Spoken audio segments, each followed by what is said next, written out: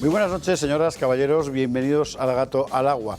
Hoy hemos conocido la sentencia del Tribunal Supremo por la que se condena a pena de inhabilitación al fiscal general del Estado. Conocíamos ya el fallo, hoy hemos conocido la sentencia. Una sentencia dictada por una mayoría de 5-2, ha habido 2 que han puesto votos particulares, que lo que viene a decir fundamentalmente es que el fiscal general del Estado violó la ley revelando secretos, que no hay duda de que si no fue él, fue alguien de su entorno directo quien lo hizo. Mucha gente dice, no, es que no está claro que fuera él. ¿Qué vamos a hacer? Que sea otro el que diga, no, yo lo hice, me voy a inmolar en el altar de la democracia socialista por el fiscal general. La decisión la daba él mismo, además lo contó en la nota de prensa que había comunicado. Y debería estar ya la cuestión resuelta. No lo está. No lo está porque el gobierno ha insistido, como toda la izquierda en general, en mantener la misma línea argumental que desde que se conoció el fallo, que consiste en decir que en España ha habido un golpe de Estado judicial. Es muy impresionante y sobre todo es muy irresponsable, y yo quería subrayar particularmente esto. Uno pueden gustarle más o menos las sentencias del Supremo. En todo caso, basta leerlas para ver que tiene su fundamentación. El Supremo normalmente derrota a derecha e izquierda igual. O sea, no es una instancia particularmente politizada. De hecho, bastante tiene con soportar las presiones políticas. Lo natural sería que el Poder Ejecutivo dijera algo así como un me cago en la mar y se callara y se aguantara. No porque le parezca mejor o peor, sino porque la exhibición de su discrepancia en términos tan acres lo que hace sencillamente es romper el Estado de Derecho. Si es el gobierno quien dice lo que dice el máximo tribunal del país, yo no me lo creo, ¿por qué tendría entonces que creérmelo yo? La única voz del gobierno que ha salido en una posición más o menos sensata ha sido la de Margarita Robles, y me malicio que es porque ella sabe que el siguiente paso será el constitucional. No debería serlo, pero seguramente lo será. En cualquier caso, lo que quiero subrayar es esto primero. En España el Estado de Derecho se ha roto. Se ha roto simplemente. Se ha roto porque el gobierno dice que no hay. Y ya está. Entonces ya podemos seguir todos los demás diciendo, no, yo sí creo en el Estado de Derecho, que si los otros no creen, pues ya no hay Estado de Derecho. Es así de simple. Nota final, por cierto, para esos valientes fiscales que acudían a la ONU, nada menos, los de la Unión Progresista de Fiscales, para denunciar la violación de los derechos del fiscal general del Estado. Yo no sé si son conscientes de que nos han puesto en la situación de que yo, ciudadano claramente identificado en términos políticos en nuestra vida pública, ahora debería estar cualificado para recusar a cualquiera de esos fiscales que por la razón que fuera me tocaran en un juicio, porque ha quedado claro que esos fiscales actúan por motivos ideológicos y no jurídicos. Esto es lo que ha conseguido este gobierno, y van a seguir, y van a seguir. ¿Qué hacemos? Aquí se ha roto el sistema. Más vale que los que están enfrente saquen las consecuencias oportunas, porque si hoy un tribunal te sonríe, que no os quepa duda, mañana otro, además con la cara de Cándido Conde Pumpido, no os sonreirá. 21:48, 20:48 en Canarias, y antes de empezar, Belén, 20:49 ya, Belén. Todos los años Jesús y Dolores nos mandan una de sus obras, pura artesanía, y nosotros pues les agradecemos muchísimo. Jesús Ferrer y Dolores Ricón, que hacen unas obras siempre excelentes, delicadísimas. Gracias mil, este nacimiento nos acompañará aquí sí durante toda la Navidad. Y dicho esto, vamos a ver qué tenemos esta noche en cartera. Titulares. El Supremo publica la sentencia contra el fiscal general y rápidamente todos los portavoces de la izquierda en rango de eximios, en este caso eximios juristas, han aprovechado para arremeter contra el Supremo, contra el golpe judicial, contra el cardenal Cisneros y contra lo que haga falta. Bueno, mire, la verdad es que la sentencia, ¿qué quiere usted que le diga? Es bastante transparente. Y, en fin, leída toda, la impresión que le da a uno es que ha sido muy benévola con el fiscal. Pero bueno, de esto hablaremos después. Mientras tanto, claro, el PSOE sigue con lo suyo. Hay que recordar cómo empezó esta historia del fiscal, para tapar las vergüenzas del gobierno. Y cuando tapan una sale otra cada vez más gorda. Las aguas fecales del PSOE han emergido todas a la superficie con el caso Barragán. Perdón, Salazar, es que se parece tanto. El caso Salazar. ¿Sabe usted qué es lo peor? Que el gobierno, que el PSOE, no quiere ir a la fiscalía. ¿Y sabe por qué? Porque tendrán que preguntarle a Salazar. ¿Y dónde estaba Salazar? En el cogollo del meollo de la cuestión. Y es lo que no quieren que pase bajo ningún concepto. Esa es una auténtica vergüenza. Mientras tanto, en la vida real, los médicos protestan, claro. ¿Contra Ayuso? No, contra Mónica García. Es que el gran problema de la sanidad española es que el Ministerio de Sanidad es un ministerio enteramente inane. En todo lo que son sus competencias no las asume, no hay más que ver cómo están Ceuta y Melilla, por ejemplo. Y en las que no son propiamente suyas no coordina nada. Mónica García tenía una huelga de médicos. El PSOE es ese partido que organiza su legitimidad sobre la base de que ellos son portavoces de la educación, la sanidad y la mujer. De la mujer ya se encarga Salazar. De la educación ni le cuento. Y de la sanidad, hombre, es Mónica. Claro, ¿qué hacen? Se inventan el asunto. ¿Se acuerda usted lo del cribado del cáncer de mama? Era todo mentira. O mejor dicho, era una media verdad convertida en mentira completa. Lo último que hemos tenido del asunto de la grabación, bastante ilegal, por cierto, pero bueno, al desahogado del CEO del Hospital de Torrejón.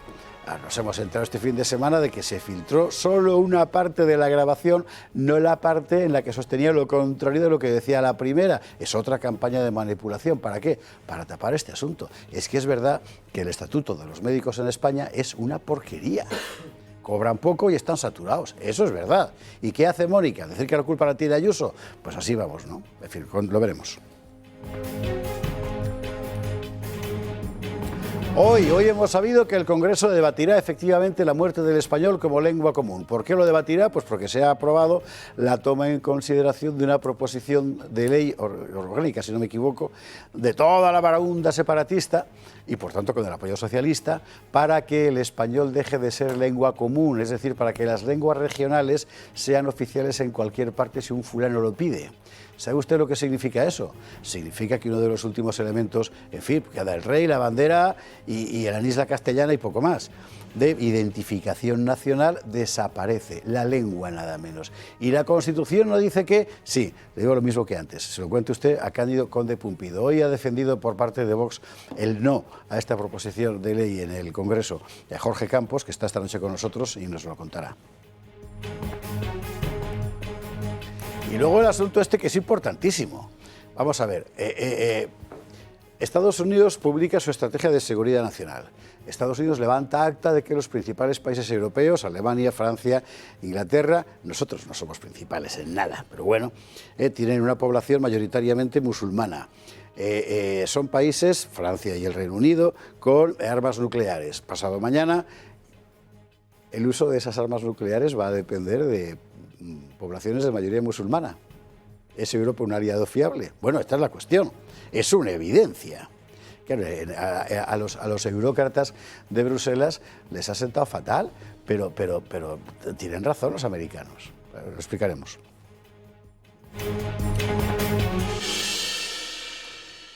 Lo veremos en compañía de nuestros contertulios de esta noche. Don Jorge Campos, ¿cómo estás? ¿Qué tal?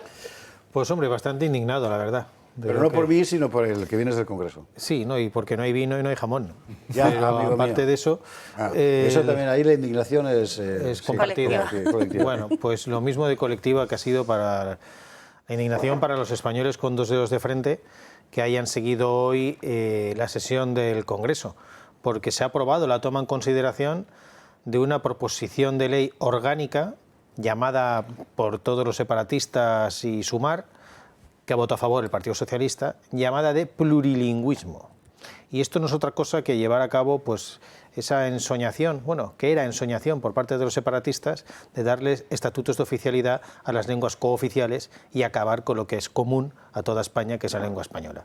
Con lo cual el pisoteo de derechos y libertades de hispanohablantes ya no solo va a ser en las comunidades autónomas bilingües, sino que encima en el resto de España también vamos a sufrir los delirios de toda esta gente gracias al voto favorable del Partido Socialista. Es gravísimo y digo, es una de las puntillas definitivas al concepto de nación y a lo que es común, con lo cual es algo muy grave que después os contaré con detalle. Entraremos efectivamente en detalle en la cuestión, nadie mejor que Jorge para contarlo porque estaba allí. O sea que, Jorge, bienvenido, buenas noches.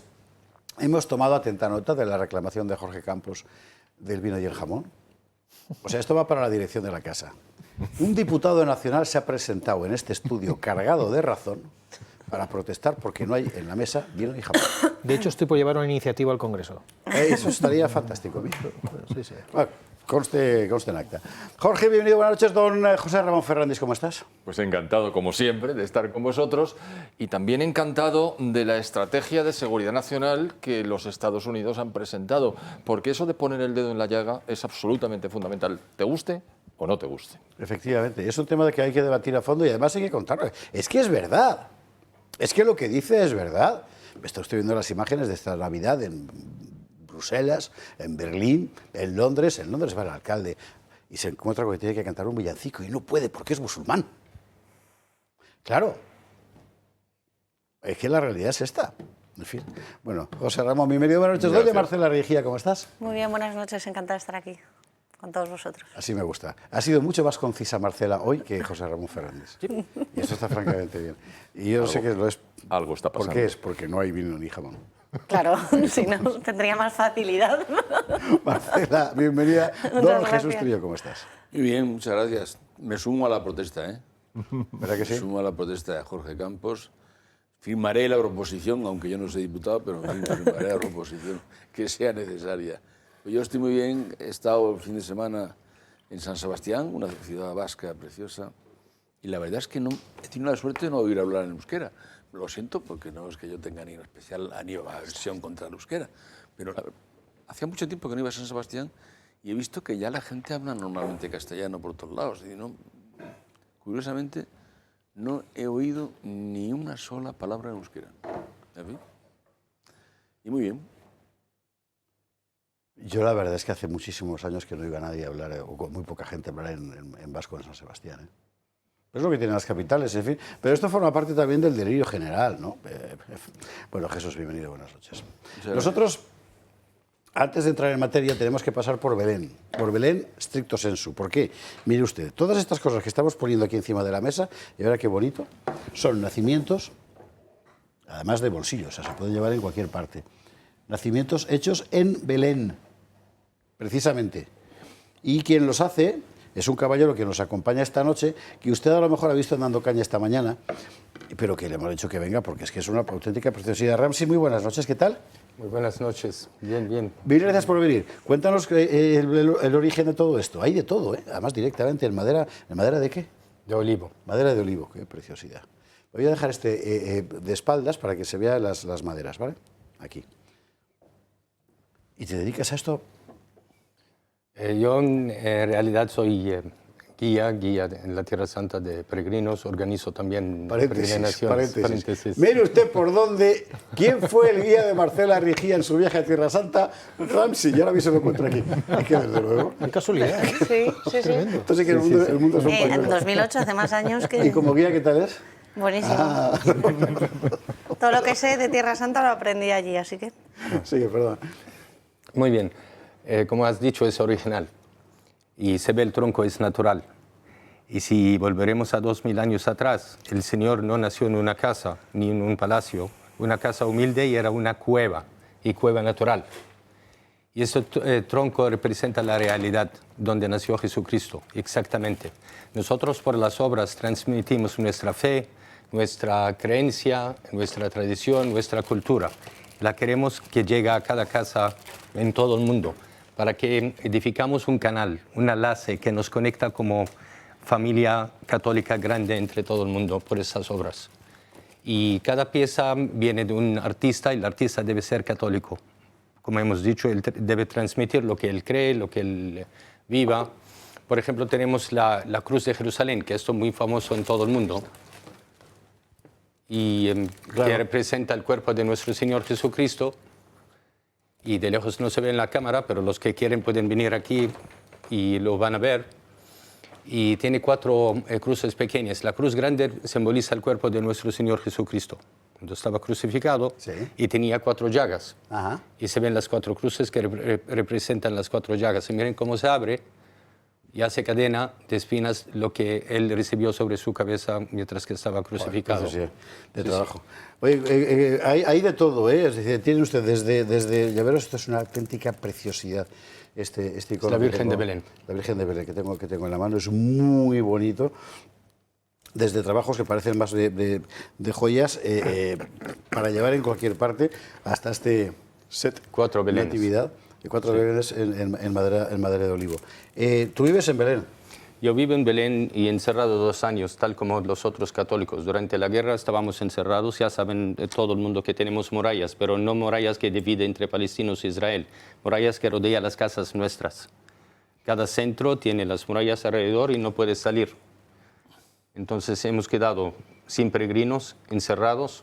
El otro día, como lo he dicho, me comentó un amigo mío, me ha dicho, si hubiéramos estado en una cárcel sería mucho más cómodo, porque tú no te preocupes por nada, te den de comer, efectivamente. no pagas por la sanidad, tú estás Eso es lo que te iba a encerrado. preguntar, ¿ahí de qué vivíais? Quiero decir, tú tienes tu vida en Belén, llega a Israel, te encierra, Mucha no gente te deja salir y, Sí, sí, sí. ¿y de qué vives? Es el problema. Los que tenían ahorro, los que tenían que vender su terreno, su casa, a un precio muy reducido porque estamos en guerra para sobrevivir. Y hemos pensado que no tenemos otra, hay que ir al mundo para presentar lo poco que tenemos nosotros, aunque que nosotros tenemos mucho allá, tenemos 56 hoteles, podemos recibir peregrinos, y hemos dicho salir afuera, los que siempre vienen a buscar los recuerdos, que ya lo tendrán en casa y así ya estaremos conectados. Pero al mismo tiempo hemos dado cuenta que ahora, si vendes algo y quieres mandar el dinero, enviar el dinero allá, no llega. El banco intermediario lo rechaza. Entonces no te deja vivir allá, no te deja trabajar y tampoco no llega dinero. ¿De qué va a seguir viviendo ¿Por qué la lo gente? rechaza? ¿Por qué lo rechaza? A Palestina dice rechazo. No llega el dinero a Palestina. Ya. Sí, es una ley ahora. Entonces, todo el mundo intenta mandar ayuda. Nosotros también, que somos de ahí, tampoco no podemos mandar dinero. Entonces, ¿cuál es el objetivo? Que desaparecemos de ahí. Los cristianos son los embajadores de todos ustedes allá. Sí. Somos los custodios de los lugares santos. Y hoy en día somos menos de 8% en Belén. En el año 1975 éramos 75% de la comunidad de Belén, hoy 8%. Entonces cada país tiene su problema, pero nosotros somos minoría absoluta y en caso no tenemos para sobrevivir, ¿qué vamos a hacer? Tenemos hijos, tenemos de todo. Y es muy importante que se quede la piedra viva en el lugar donde nació nuestra fe. Por eso deberíamos nosotros conectarnos, edificar puentes. Sí hay muralla, pero vamos a edificar puentes que pasen por las murallas y nos acerca a todos, nos une a todos los cristianos y así se quedan. Y hemos dado cuenta que hoy en día, y es lo que creo yo, que la única manera para asegurar que habrá una presencia cristiana allí, que vayan ustedes ahí, que no tengan miedo ni nada, al contrario, los santuarios son suyos, ustedes son el pueblo elegido, tienen un derecho especial en este lugar, deberían ir allí, alojarse en nuestros hoteles, quedar con nosotros y así no nos sentimos solos y al mismo tiempo nos apoyan económicamente y sentimiento también al mismo tiempo, sentimentalmente. Claro. Una buena forma de empezar, uno de esos puentes, es precisamente adquirir estas cosas y que son... Es de una delicadeza enorme, como está hecho. Mira la estrellita aquí colgando, es una cosa. Se pueden venir aquí a buscarlos, ¿sabes? Claro, sí, entonces llamen al Club de Amigos. Llamen al Club de Amigos porque va a centralizar todas las compras. Así que es lo más sencillo. 916162464 y a través del club puede usted... Yo os pediría, por favor, que veamos en detalle de aquí sobre la mesa, si es posible, estas obras, porque sí. Me parece un trabajo de una delicadeza extraordinaria. Qué cosa más bonita. Y además que hay de todo. Es decir, no son solo los nacimientos, que ya porque es para quedarse con uno de cada clase. Son también obras como esta, por ejemplo, esta imagen de la Virgen de Belén y este tipo de cosas. Qué bonito, qué bonito. Pues Ramsey, muchísimas gracias. A ustedes, muchas gracias. Venga. Recuerde, llame usted, 916162464, es una contribución efectiva, suya, directa, facilísima para mantener vivo en Belén la presencia cristiana, que es de lo que se trata, y de los cristianos allí. Enseguida despedimos a Ramsey. Antes de la publi, Ignacio Martí, Comunidad Solar. ¿Aún no lo tenemos? Bueno, pues lo que hacemos es despedimos a Ramsey, nos vamos a la Publi y a la vuelta Ignacio, ¿vale? De acuerdo. Gracias mil. Venga, gracias. Muchas gracias. Adiós. 22:12, 21:12 en Canarias. Vamos a ir enseguida con la cuestión esta de los médicos. Al final a todo el mundo le preocupa la sanidad y uno escucha a los políticos y la única conclusión que saca es que lo único que les preocupa es todo menos la realidad del tipo que ha de atender al paciente o del paciente que ha de ser atendido, ¿no? En fin. Bueno, lo veremos todo eso con suficiente detalle. Antes de todo esto, pasamos por Comunidad Solar. ¿Por qué? Por las baterías. ¿Y por qué específicamente por las baterías? Pues por lo que lo dijo la ministra el otro día. Nos van a volver a subir el recibo. Es decir, nos están obligando a autogestionarnos cada vez más. Y un instrumento fundamental para eso son precisamente, Ignacio Martín, muy buenas noches, las baterías. ¿Qué tal? Muy buenas noches, muy bien. ¿Y tú? ¿Cómo estás? Pues yo espeluznado cada vez que me cuentan lo de la factura. Hay que decir una cosa, ¿eh? La explicación que hiciste el otro día del recibo, de las partes que se compone, de las partes en las que puedes actuar tú, consumidor, las partes en las que no, ha sido enormemente pedagógica y mucha gente ha aprendido, si no el conjunto de los conceptos que llegan a ser francamente abstrusos, por lo menos de lo que se trata, ¿no? Es decir, ¿dónde puedo yo actuar? Exacto, al final las baterías es un instrumento para poder tener control de la energía. La energía, prácticamente toda la población, quitando de aquellos que creen que la energía solar solo es para los que pueden tener las placas solares en su casa, estamos alquilados. Sí. Lo que estamos haciendo es pagar la energía hasta el día que no estemos en este mundo y mientras tanto vamos a pagar religiosamente todos los meses. Nosotros lo que proponemos desde Comunidad Solar es que tengamos esa independencia energética con autoconsumo remoto, y las baterías lo que ofrecen es justamente tener un poquito más de control.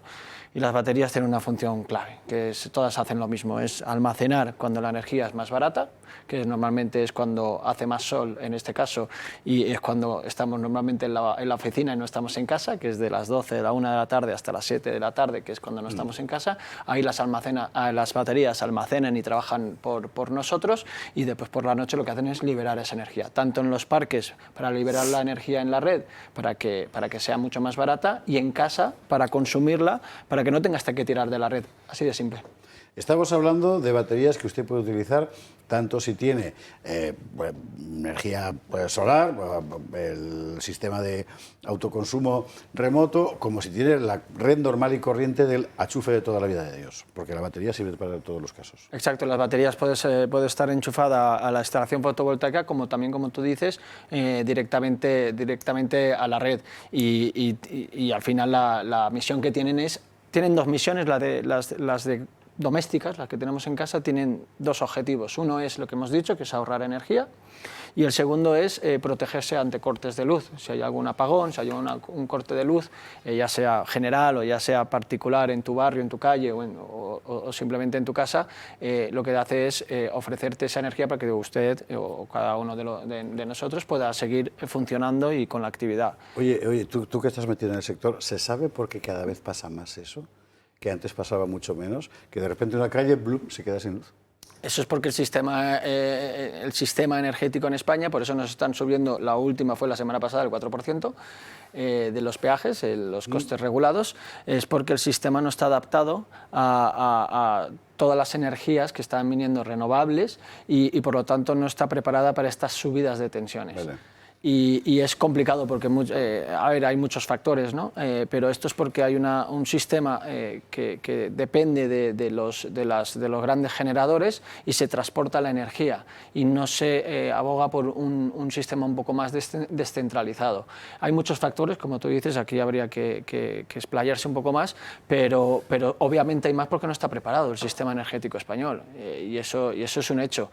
Y lo que tienen que hacer los ciudadanos, lo que tenemos que hacer es prepararnos, claro. Porque no tenemos el control, nos preparamos. Oye, pues intentamos tener un autoconsumo individual, podemos formar parte de una comunidad energética o tener baterías. ¿Cuánto te puede proveer de energía con un consumo normal una batería de estas? ¿6 horas, 7 horas, 5 horas? Sí, depende del consumo que hagas. ¿Vale? Y estas baterías están diseñadas para que cuando hay un corte de luz que suministre energía en cargas críticas. ¿Qué significa esto? Esto significa que una batería, si usted le pone el horno a tope y si usted le pone el aire acondicionado a tope, obviamente va a saltar. Estos son cargas críticas para que lo básico y lo mínimo, es decir, internet, por ejemplo, la luz... El frigorífico. El frigorífico. El frigorífico. Para que no se queden los pollos. Nevera, madre mía, del apagón. Claro, efectivamente. Exacto, pero las cargas críticas y ese es el segundo objetivo de las baterías, pero el principal es ahorrar energía a la larga. Las baterías no son baratas. Tú gestionas a qué hora sale el claro. Incluso automáticamente. Las baterías de hoy en día las puedes programar. Se pueden programar y tienes una aplicación y ellos saben incluso en la aplicación saben cuándo el precio de la energía está más bajo y más alto para poder almacenar y poder descargar. Qué sofisticación.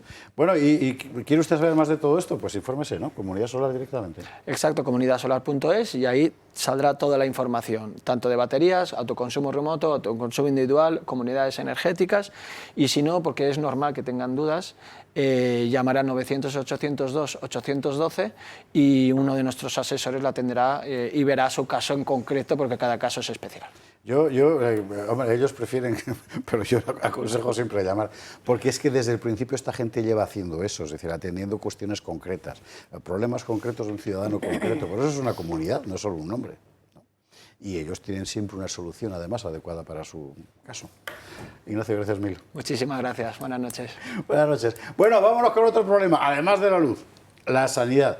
Y lo de la sanidad que hay que hablarlo largo y tendido, porque hemos visto en las últimas semanas el asunto del cribado del cáncer de mama en Andalucía. Luego resulta que el problema era general y que tampoco era tan grande como habían dicho. O sea, fue una campaña política. Después lo del centro de Ribera Salud, que por cierto ya no es de Ribera, lo compraron los franceses. Bueno, en el hospital de Torrejón, con la cuestión de los hospitales públicos de gestión privada, etcétera. Y lo que hay de fondo. Lo que hay de fondo es la fronda de médicos contra Mónica García. Quiero recordarle, porque aquí, como decía mi madre, que en paz descanse, lo he ignorado, ni agradecido ni pagado, que aquí hace un año empezamos con este asunto, con un vídeo de Miguel Gutiérrez contando el malestar de los médicos por lo que esta gente estaba tramando para coartarles, pero una barbaridad, su desarrollo profesional, ¿no? Bueno, pues ha llegado el momento. Mónica Fuster nos cuenta lo fundamental. Con los profesionales movilizados y las administraciones cruzándose acusaciones, la sanidad pública vive uno de sus momentos más tensos. La falta de respuestas claras a los problemas de fondo mantiene abiertas brechas que siguen desgastando la confianza de pacientes y trabajadores. Por un lado, arranca la huelga de médicos en protesta por el Estatuto Marco, la ley que regula las condiciones laborales del personal que trabaja en la sanidad pública. La propuesta de reforma que ha hecho la ministra no ha gustado a los profesionales. Somos los únicos trabajadores de la función pública y yo diría en general los únicos trabajadores de España a los que se puede obligar a hacer horas extra a bajo coste, prácticamente sin límite, a hacer 50-60 horas semanales a base de horas extra pagadas al precio que decide la administración. Esto es lo que está provocando una fuga masiva de médicos del sistema. Los 4 días de huelga han sido convocados por algunos sindicatos, que reclaman principalmente un estatuto propio para profesión. Mientras tanto, continúa el conflicto entre la Comunidad de Madrid y el Ministerio de Sanidad por el Hospital de Torrejón. Se está engrosando la cuenta de resultados de las empresas privadas, un mecanismo en el que se están beneficiando tanto el Grupo Ribera, como Quirón Salud. Y esto solo es posible con la connivencia y la complicidad del gobierno de la señora Ayuso. Tenemos unos grandes profesionales, como sucede en el Hospital de Torrejón, para quienes pido la máxima confianza. Y ni ellos ni ningún paciente será tratado de una u otra manera por ningún motivo, ni por negocios, ni por ningún otro interés. Ante la llamativa media de los tiempos de espera del hospital, han salido recientemente a la luz unos audios de la empresa privada que gestiona el centro. En la exclusiva del País se escuchaba al CEO planteando la modificación de los tiempos de espera a su gusto, para aumentar el beneficio económico. Tras estos audios, los socialistas acusan al empresario sanitario Pablo Galart de ser el presunto autor de irregularidades en la gestión y señalan a la Comunidad de Madrid por la omisión de deberes de supervisión. La responsable de la investigación, Fátima Matute, ha defendido el sistema sanitario madrileño. Bueno, como todos sabéis, esto es un trending topic para tapar la corrupción, las saunas, las sobrinas, los puteros. Más allá de esta cortina de humo, nadie ha respondido por los fallos en el sistema del cribado del cáncer de mama en Andalucía. Hemos atendido más de 4.000 llamadas afectadas del cribado porque no sabían cómo, no las habían llamado para decirle en qué estado estaba su mamografía, con lo cual sí son afectadas del cribado. La denuncia presentada por la asociación Amama, que acusa del borrado de mamografías, ha sido archivada por la Fiscalía. De hecho, el consejero de Sanidad ya ha salido a pedir a las formaciones políticas que pidan perdón a los profesionales acusados. Por si fuera poco, más arriba, en Talavera de la Reina, el gobierno de Emiliano García Paje dejó a 2.500 mujeres sin convocar a una prueba de cribado de cáncer de mama durante casi 5 meses. Organizaciones como la Asociación Española contra el Cáncer han exigido explicaciones al gobierno de García Paje, que todavía no ha dado respuesta. Como recordarán, la empresa que llevaba a cabo estas pruebas en el área de Talavera cerró directamente el centro concertado que había, y entonces nos pusimos manos a la obra para poder garantizar el servicio. Entre huelgas, reproches políticos y casos aún sin aclarar, la sanidad pública afronta días decisivos. Los pacientes reclaman certezas, los profesionales piden mejoras y las administraciones se señalan entre sí. Un escenario cargado de tensión en el que por ahora pocas preguntas han sido respondidas. ¿Y sabe usted qué es lo peor? La penosísima impresión que se adueña de cualquier ciudadano común que dice, vamos a ver, yo lo que quiero es que si el niño se me pone malo, lo pueda llevar al hospital, me lo vea un médico, que sé que son buenos profesionales, en un plazo razonable, si es de urgencias, que pueda verlo en un plazo razonable, que no es de urgencias de estas de 12, 16, 18, 36 horas, ¿verdad? Y déjense de historias, que lo estoy pagando yo. Claro. Pero bueno, a ver, ¿por dónde queréis empezar? Bueno, tú lo has dicho, el problema, aquí hay muchos problemas, ¿eh? El problema, sí. A ver, los médicos, para empezar, tienen toda la razón de convocar esta huelga y además todo nuestro apoyo.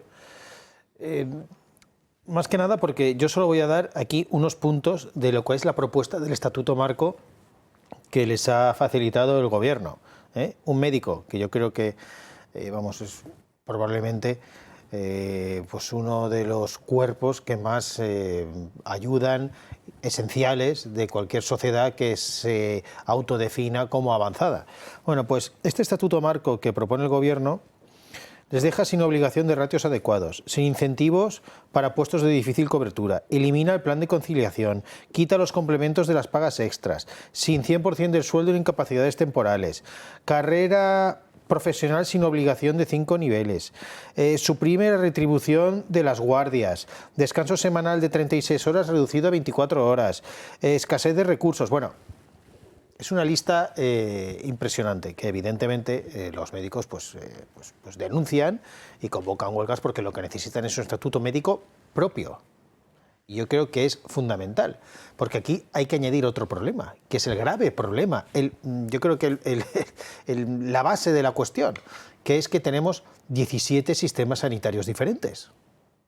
Y aquí entran también los gobiernos autonómicos, por supuesto, que con 17 sistemas médicos distintos, pues esto es un auténtico desbarajuste.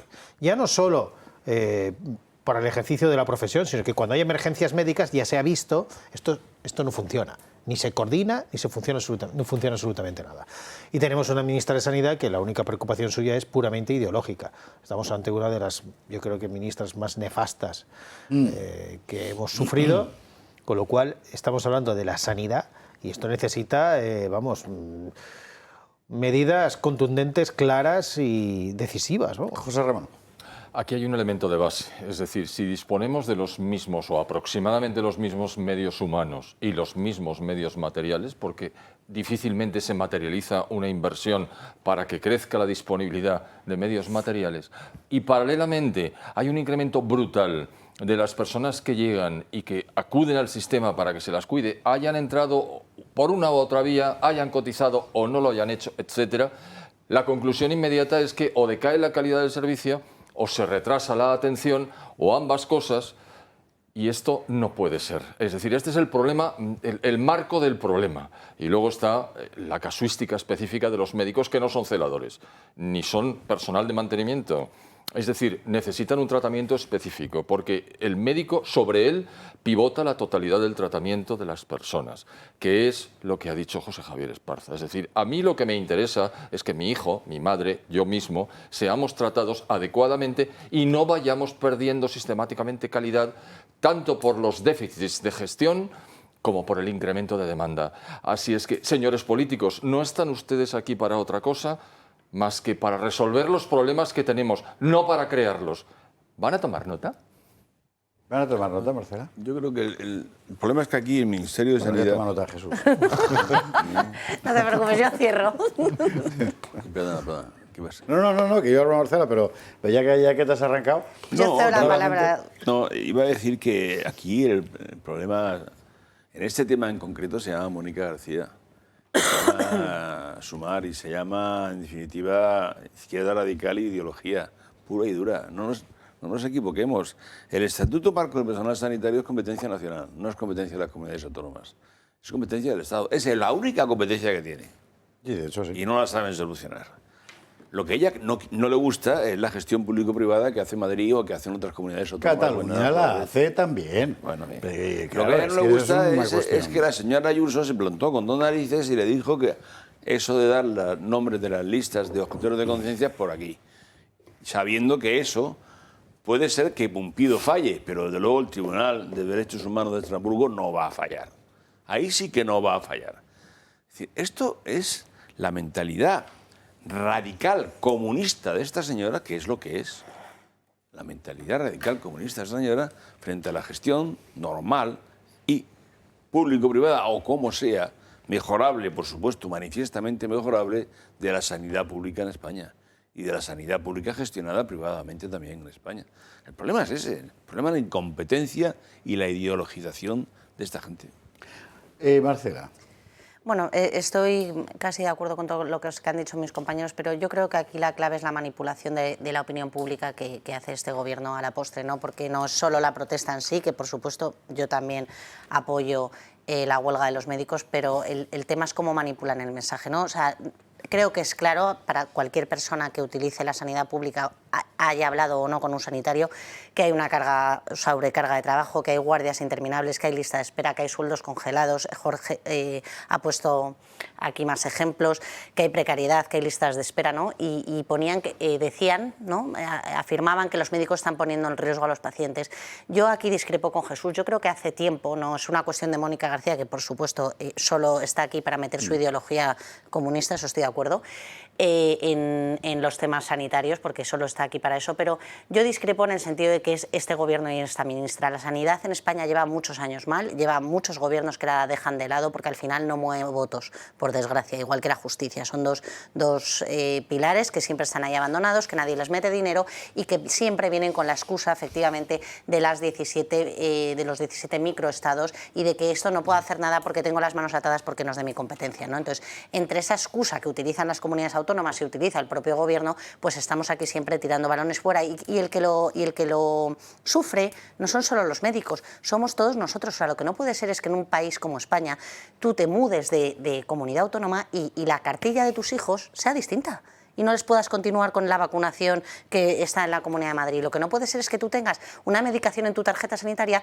y te vayas a Galicia y no funcione y te digan, no, señora, usted paga el tratamiento, no se lo podemos dar porque esto aquí no lo lee, nuestro sistema no lo lee. Pero ¿qué país es este? Que tenemos sistemas distintos en cada comunidad y eso no es unificado, ¿no? Es que yo pienso que la sanidad debería ser competencia única y exclusivamente estatal. Y yo creo que la pregunta que nos tenemos que hacer cuando se hace esta manipulación de los medios de comunicación, que es a la postre lo que está haciendo esta señora con esta campaña, es si a quién le interesa que discutamos sobre si los médicos son villanos o no son villanos o sobre si hacen bien su trabajo o no, y no sobre la necesidad, porque no discutimos sobre la necesidad y el gasto o la inversión que hay que hacer en medicina para que no tengamos estas listas de espera, para que no haya estos problemas entre comunidades autónomas. O sea, yo creo que esa es la pregunta que nos tenemos que hacer. Pues sí, ¿no? Hay que decir un par de cosas. La izquierda ha tomado como argumento la demostración de que el sistema de titularidad pública y gestión privada es en realidad una forma de hacer que los ricos se forren a costa de la salud de los pobres. Pero es una gilipollez enorme. Hay una cosa particularmente importante en la polémica sobre el Hospital de Torrejón, donde efectivamente el responsable, que es un chisgarabís, dijo lo que dijo, y es que esa grabación el país deliberadamente la manipuló. Es decir, no añadió otra parte de la grabación en la que decía lo contrario de lo que había dicho antes. Por otra parte, en cuanto a las cifras, ese hospital en concreto, vamos, de hecho había aumentado personal. Estamos en una campaña, pura campaña política, y a mí lo que me indigna es el hecho de que lo último que les importa, al parecer, vamos a ver, la izquierda cree que titularidad pública significa que el gobierno lo controla. Y no. Titularidad pública significa que es titularidad del Estado. Y el Estado es usted también, y yo. No, titularidad pública significa que los ciudadanos tenemos derecho a utilizar eso. Y resulta que cuando uno va a la sanidad que paga, está ahí horas esperando, meses para que le atiendan y le hagan una prueba. Esa es la vergüenza de que todos los españoles lo paguemos de nuestro bolsillo y público nada. Pero el concepto, a la izquierda hay que recordarle que titularidad pública no quiere decir gestión gubernamental.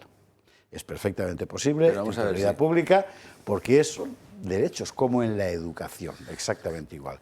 Y luego, por otra parte, es que es toda una pura manipulación. Hay varias comunidades autónomas socialistas, o Cataluña, que tienen hospitales públicos de gestión privada, porque generalmente son más eficientes. Entonces, usted sabe, perdóname, Jesús, es que usted sabe que aquí hemos hecho varios programas dedicados a ese asunto. Y me parece muy importante subrayarlo. Lo que hay que pedirle al político es que busque la mejor satisfacción posible para el derecho de un ciudadano. Es eso. Bueno. La titularidad pública consiste en eso. Y es donde quería ir Marcela, no en lo que está diciendo la izquierda. Todo esto es un ejercicio de hipocresía increíble. Vamos a ver, si los funcionarios públicos tienen un sistema de gestión privada, los funcionarios públicos de este país... Bueno, ya no. Eso no, sí, lo siguen teniendo porque no han sabido solucionarlo. Sí, todavía está. Siguen teniendo Muface y por tanto pueden elegir el seguro privado que les dé la gana. O el público, si lo desean. Dentro de los que concurren en la posibilidad de que son Adelas, Sanita, en fin, los que sean, ¿no? ¿De qué están hablando? Tienen una cara como un piano, ellos mismos. Jesús. Vamos, estoy convencido que más de la mitad del gobierno tendrá prestación de gestión privada. Mira, el problema de la sanidad en España es tan grave que, por ejemplo, yo, que vivo en el territorio que tiene más seguros médicos privados de toda España, no lo tiene porque de repente la mayoría de ciudadanos de Baleares se hayan decidido gastarse un dinero en la medicina privada. Es porque la medicina pública no funciona. ¿No funciona? No funciona. Te pongo un caso claro, Baleares. Y hay mucho seguro médico privado. Pero ¿qué pasa? Que es que el colapso de la sanidad pública está colapsando también la sanidad privada. Y esto es así. Jorge, ¿y el gasto? ¿Y por qué sucede esto? Sucede, sin entrar en el estatuto médico, que es competencia del Estado, muy bien, que tampoco funciona. Sucede porque, insisto en el tema, el principal problema es cómo está planteado el sistema. El sistema, aparte de despilfarrador absolutamente, el tener 17 sistemas sanitarios distintos es una auténtica barbaridad que no va a ninguna parte y no funciona. Es que no funciona. Las listas de espera se disparan hasta el infinito y más allá. Hay gente que se muere antes de que le hagan la prueba, por ejemplo, para saber si tiene un cáncer, y ya ha muerto de cáncer. Y esto pasa en la sanidad pública, y no en determinadas regiones, pasa desgraciadamente en la inmensa mayoría. Y eso es, si queremos solucionar el problema de la sanidad, lo primero que habría que hacer es centralizar la sanidad y ser eficientes en los recursos que se gastan ahí.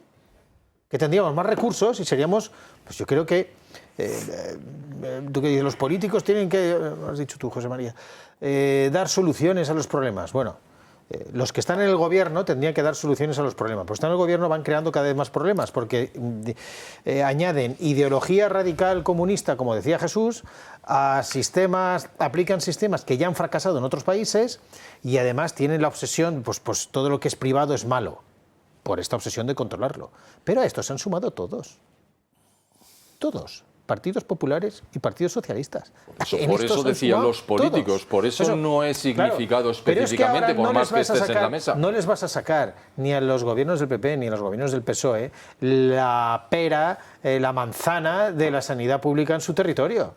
porque ahí han hecho grandes negocios, que esto también hay que decirlo, porque nos vamos a las cuentas de lo que cuesta la construcción de, aparte de los múltiples casos de corrupción que han ido saliendo año tras año, la construcción de hospitales públicos, y dices, oye, a lo mejor una gestión privada hubiera sido más eficiente en este derroche. Con esto no quiero decir que haya que acabar con la sanidad pública, al revés, lo que estoy diciendo es que la sanidad pública podría ser una estupenda sanidad pública como lo era, y no el desastre y el desbarajuste que se ha creado actualmente por tener 17 sistemas. Claro, pues a eso iba.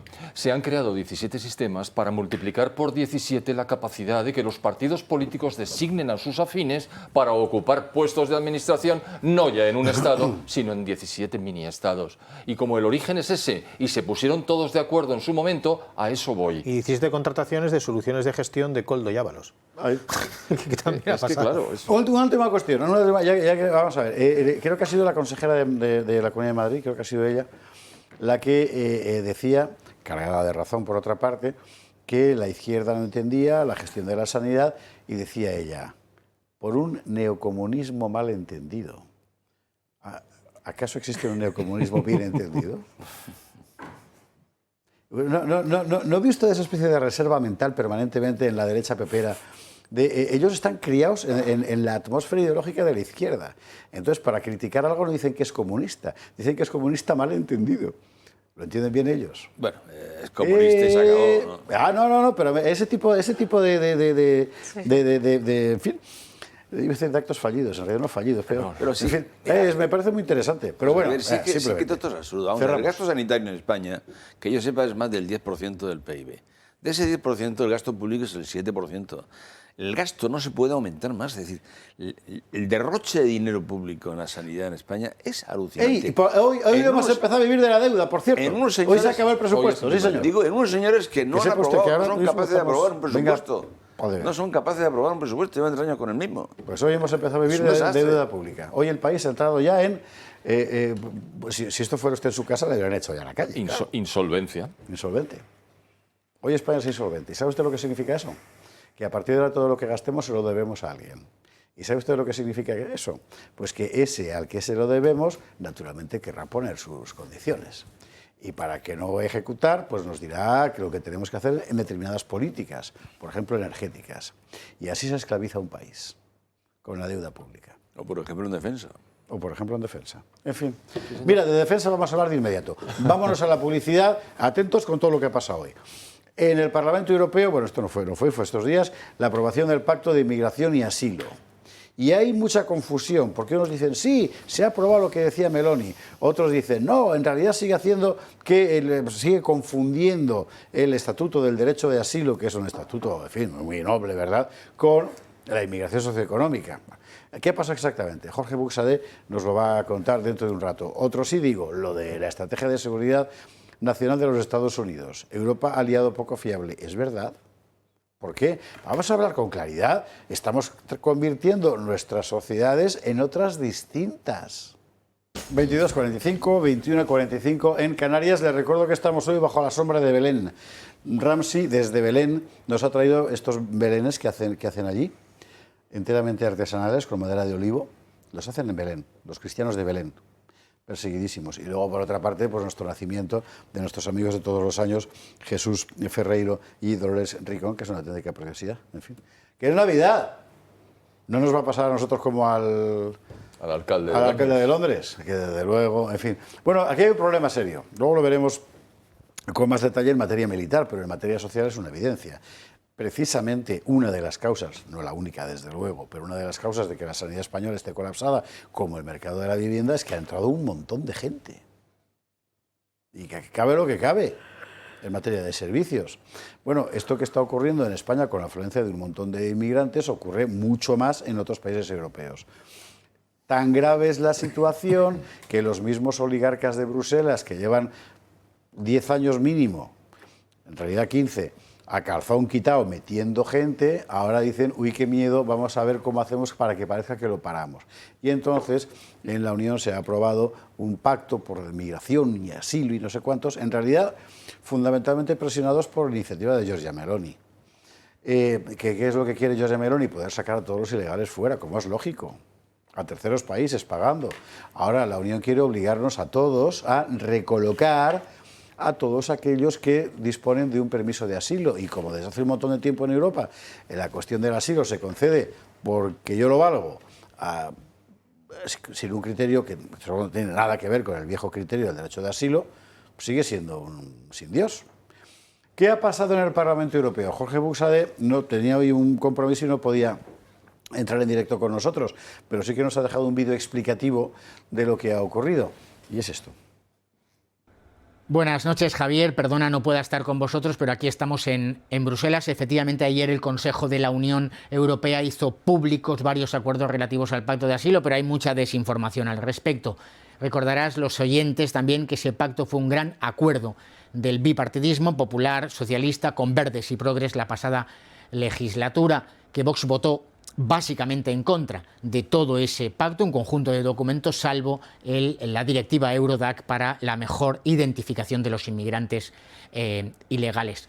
La creciente influencia de patriotas, de soberanistas y sobre todo los resultados electorales que se están produciendo hoy mismo. Hemos visto cómo en Chequia nuestro socio Andrej Babis tomaba posesión como primer ministro después de ganar las elecciones, está haciendo que se produzca un cierto giro en el Consejo de la Unión Europea y en este Parlamento. Por un lado, el Consejo aprueba su mandato para designar terceros países seguros y país de origen seguro a nivel de la Unión, algo que ya se puede hacer a nivel nacional, que los países serios ya tienen hecho, pero que aquí ni PP ni PSOE lo hicieron. Por supuesto, facilita la gestión de los expedientes de solicitudes de asilo, su inadmisión y la ejecución de las órdenes de expulsión. Además, el Consejo también ha lanzado un mandato negociador sobre el reglamento de retorno, pieza clave en todo el sistema, que debería permitir aligerar los procedimientos de expulsión, suspender el pago de prestaciones por aquellos inmigrantes ilegales que tienen órdenes de expulsión y, sobre todo, su detención en centros específicos al efecto, a la espera de enviarles a su país de origen o tercer país seguro, incluso la posibilidad de crear centros de retorno en terceros países. Todo eso eran cosas que queremos y nos alegramos de que giren. Ahora bien, el mismo día, conforme a ese pacto, el Consejo aprobó 21.000 reubicaciones obligatorias y 420 millones de euros para pagar la inmigración ilegal. Y eso es lo que hay. Es decir, que seguimos donde estamos. La política de la Unión Europea sigue siendo asombrosamente pro inmigración masiva. Bueno, ¿por dónde empezáis? La inmigración masiva, a mi juicio, no se debe confundir en absoluto con la solicitud de asilo. Son los muy menos, los menos de los que llegan, los que están solicitando asilo. Hubo un empujón muy fuerte con la guerra de Siria, y después prácticamente no ha habido nada más. Toda la inmigración irregular, ilegal, viene exclusivamente para beneficiarse del estado de bienestar que los países avanzados han arbitrado para sus propias poblaciones, que tiene muchísimas ventajas y bastantes inconvenientes de los que no se habla. ¿A qué vienen? Pues vienen a explotar esas condiciones. Claro, cuando se les entrega nada más llegar el pan, la sal, el alojamiento, el móvil, dinero y otras variables, claro, esto es un efecto llamada absolutamente espantoso, porque llegan cada vez más y dicen, no, estáis obligados a atendernos. No, no, mire usted, no solo no estamos obligados a atenderlos, sino que vamos a dejar de hacerlo. Y lo vamos a dejar de hacer por diversos o distintos procedimientos, uno de los cuales, que sería con mucho el más eficaz, y que acabaría con el efecto llamada, es persona que llega en patera, que nadie ha llamado, directamente va a un lugar del que no puede salir y donde se le mantiene con vida y punto. El efecto llamada se va a acabar inmediatamente. Fíjate qué fácil. Y eso no es maltratar a la gente, no, simplemente usted no está llamado aquí, usted ha venido, ha vulnerado la normativa, ha entrado en un país saltando por encima de las fronteras y yo a usted no le debo nada. Simplemente le debo un trato humano. Así es que, por favor, va usted a estar en este sitio que no es un hotel de 4 estrellas hasta que usted decida volver a su país. Y mientras tanto, ahí está. Dejarían de venir automáticamente. Es tan sencillo como eso. Marcela, Jorge, Jesús. Pues completamente de acuerdo. Yo creo que la clave está en poner el tapón en las fronteras, ¿no? Eso no soluciona el problema de inmediato, pero es un modo de frenar la inmigración y especialmente en países como España, que al igual que Italia tenemos serios problemas con la entrada de inmigración por nuestras costas, ¿no?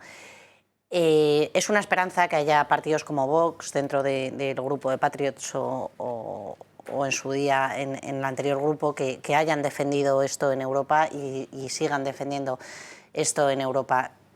Yo creo que también la clave y parte de este problema está un poco en lo que hoy publicabas en la Gaceta, si no me equivoco, creo que era hoy, José Javier, sobre también este reemplazo de cómo vamos a terminar en Europa si seguimos permitiendo que sigan entrando inmigrantes masivamente con una cultura completamente distinta a la nuestra, con una concepción de la vida completamente distinta a la nuestra, y eso si no le ponemos freno, pues al final claro que va a haber un reemplazo poblacional. Esto también lo ha denunciado Trump y eso es un problema, y el que no quiera verlo es porque no lo quiere ver, porque la realidad está a escasos años, esto puede ser irreversible. Jorge Jesús. Vamos a ver, esta especie de giro o anuncio de giro que después difícilmente se plasma sobre la migración en la Unión Europea viene propuesto por la presidencia socialista danesa. Es curioso, ¿eh? Y el único ministro del Interior que se ha mostrado contrario a estas medidas que anuncian ha sido Marlaska. El único. Y todo hay que decirlo, por supuesto, la Unión Europea yo creo que llega tarde, llega mal, y nos lo ha dicho Jorge Buixade, que al mismo tiempo se están dando ayudas. Pero sobre todo yo creo que destacaría que son los mismos que hace escasos meses o un año o dos nos tachaban a los que anunciábamos que esta política inmigratoria de invasión inmigratoria había que pararla y que era absolutamente insostenible, y nos tachaban de xenófobos, racistas, alarmistas, qué barbaridad, todo. Bueno, pues ahora vemos anunciar, al menos anunciarse medidas que van en el mismo sentido que nosotros venimos advirtiendo. Pero claro, se llega tarde. Es que hay muchos países que empiezan a sacar toda esa inmigración que acaba en la delincuencia y que ya hace muy difícil vivir en según qué zonas de Francia, de Inglaterra o de la propia España. No nos vayamos tan lejos, porque hay zonas de España donde ya es muy difícil. Aquí, al lado, en Cataluña, lo sufren. Ya solo queda la medida de deportarlos. Porque si no lo haces, esto es imposible. Claro, si nos hubieran hecho caso hace años cuando advertíamos, estábamos a tiempo. Ahora hay muchos países que lo tienen muy difícil. En España no estamos a tiempo, pero tenemos que pasar por medidas contundentes y medidas que en este buenismo woke, Agenda 2030.000, esta, no entra en su cabeza. Cuando hablamos de deportación, de inmigrantes ilegales que no pueden entrar a través de pateras o aviones, que aquellos que hayan cometido delitos, aunque sean legales, también se van fuera, que aquellos que intentan imponer, como decía Marcela, culturas absolutamente incompatibles con nuestra civilización, con nuestro sistema democrático, no pueden vivir aquí, o incluso aquellos que llevan toda la vida viviendo de las ayudas públicas. Esto también hay, y esto hay que decirlo, que colapsan servicios sanitarios, problemas de vivienda y demás. Es decir, vamos a ver, lo que es normal, lógico y demuestra que un país es avanzado y civilizado es aceptar la inmigración que necesita y que esté regulada y controlada. Ahí no hay ningún problema. Pero la inmigración la establece el país conforme a sus necesidades. No aquí que venga todo el mundo y ya veremos qué hacemos. No, así se pasa lo que está pasando. Lo de Europa, en la práctica me gustaría verlo a mí. La clave está en lo de las necesidades, me da la impresión. Porque todo esto que en realidad cualquier persona común ve, sin embargo, para los capitostes no está nada claro. Ellos siguen en el discurso de los 25 millones de inmigrantes en España de aquí a 20 años, 25, para mantener el sistema económico. Ya, que eso es Eso no se lo creen ni ellos. Pero es que eso es falso. O sea, no. de raíz. No, ¿por qué? Absolutamente. Porque tú estás pensando, como yo, en mantener el sistema económico que conocemos. Ellos no están pensando en eso. Ellos lo que están pensando es en un nuevo proletariado de trabajos muy precarios que puedan engancharse de 6 meses en 6 meses y mientras tanto, ¿sabes lo que es? Acabar con la cultura europea, punto. Y que también en lo que corresponde a la cuestión laboral. Y que te lo disfrazan diciendo que te van a pagar las pensiones. Ya ves tú, no, es que eso ya no se lo cree nadie. Este es un tema. Pero lo siguen diciendo. Hoy por hoy en la Unión Europea este es un tema imposible. Es decir, los problemas de un país y de otro son totalmente diferentes. Las políticas de un país y otras son totalmente distintas. Por ejemplo, en España, como bien has dicho tú, la intención es meter cuantos más inmigrantes mejor, puertas abiertas, porque lo que quieren es acabar Es decir, quieren acabar dominando a los inmigrantes para que les voten a ellos. Es el ¿Y tú crees que en los otros lados no?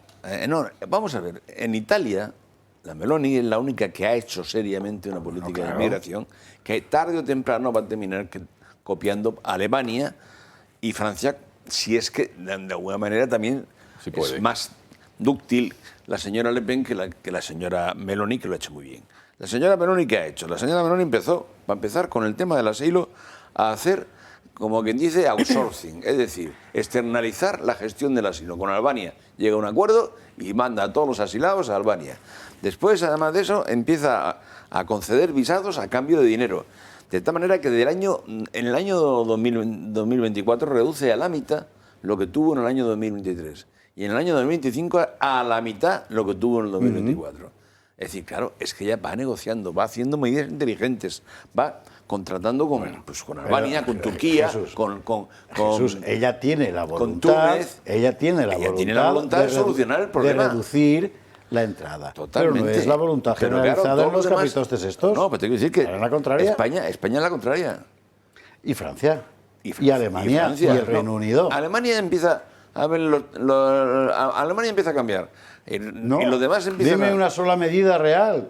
No las toman, estoy de acuerdo contigo. Claro. No las toman. Pero no te tendrán de boquilla porque sube alternativa por Alemania. Más remedio que tomarlas. Y la senda, la única que ha mandado que ha establecido una senda corriente, la señora Meloni, sin lugar a dudas. En fin. Sí, en fin, eso digo yo. En fin, Pilarín. No, es que es un tema gravísimo. Nos va la civilización en ello. ¿Qué dices? Va enteramente. El tema más grave. Claro. Es el fin de una civilización. Exacto. Si seguimos con estas políticas, es el fin de nuestra civilización. Pero el fin. Al final, Jorge, cambiará. Es decir, a estos de aquí le quedan... No, cambiará. Bueno, yo creo que la reversión es muy difícil. En estos momentos... Acaba con nosotros. Atentos porque Jesús Trillo acaba de provocar el debate más interesante de la noche. ¿Cambiará por una cuestión de orden público y un gobernante razonable dirá esto no puede seguir así? Sí. ¿O por el contrario, lo que ese gobernante desde el principio está intentando es que esto sea así? Que es donde estoy yo y me parece que nuestros compañeros... Revertirlo es complicado y hay varios temas, no solo revertirlo. Lo que tenemos. No, vamos a ver. Yo creo que estos que nos gobiernan ahora, es decir, Sánchez y el PSOE... Sí, Macron, y Merz, y la Merkel, y Starmer. Yo para empezar, mi primer problema es ese. Yo creo que a este le queda un año como mucho, un año y medio. No más. Cambiará. Y vendrán políticas que controlen la inmigración en el mismo sentido o parecido que está haciendo la señora Meloni, que es al menos... Claro, perdona. Si esa es nuestra esperanza. Es que esa es la alternativa esperada, no otra. Feijóo es lo que se está anunciando. No, pero el Partido Popular en Bruselas está haciendo exactamente la misma política que el Partido Socialista. Apertura. No es en Bruselas, es aquí hace medio año votando a favor de la toma en consideración de la regularización de más de 500 000 de inmigrantes. Cierto. Ilegales. Cierto, hablaba de la política general Popular, que nos afecta a todos los miembros de la Unión. Hace un año cuando lo repartió por toda España y dijo que Vox era un radical por romper el gobierno. Cuando yo decía que es un problema grave, que necesita soluciones contundentes y que hay que tener una voluntad política decidida y firme, desde luego no va a pasar por el Partido Popular. A ver, aquí hay que tener dos voluntades importantes. Un segundo. El Partido Popular no va a hacer absolutamente nada. A no ser que se lleguen a acuerdos y que, desde luego, por nuestra parte, como ya habéis visto, eso es un tema fundamental. Y es un tema fundamental porque, insisto, nos va la civilización en ello. Y tú dices, bueno, esto acabará. Esto para acabar va a ser... Tendrá que hacerlo porque tendrá que entenderse con vosotros para gobernar. Esto para acabar... Y nos entendemos, pues si seguimos en esta actitud, Jesús, imposible. Esto, para acabar, necesita soluciones contundentes, que van a ser traumáticas.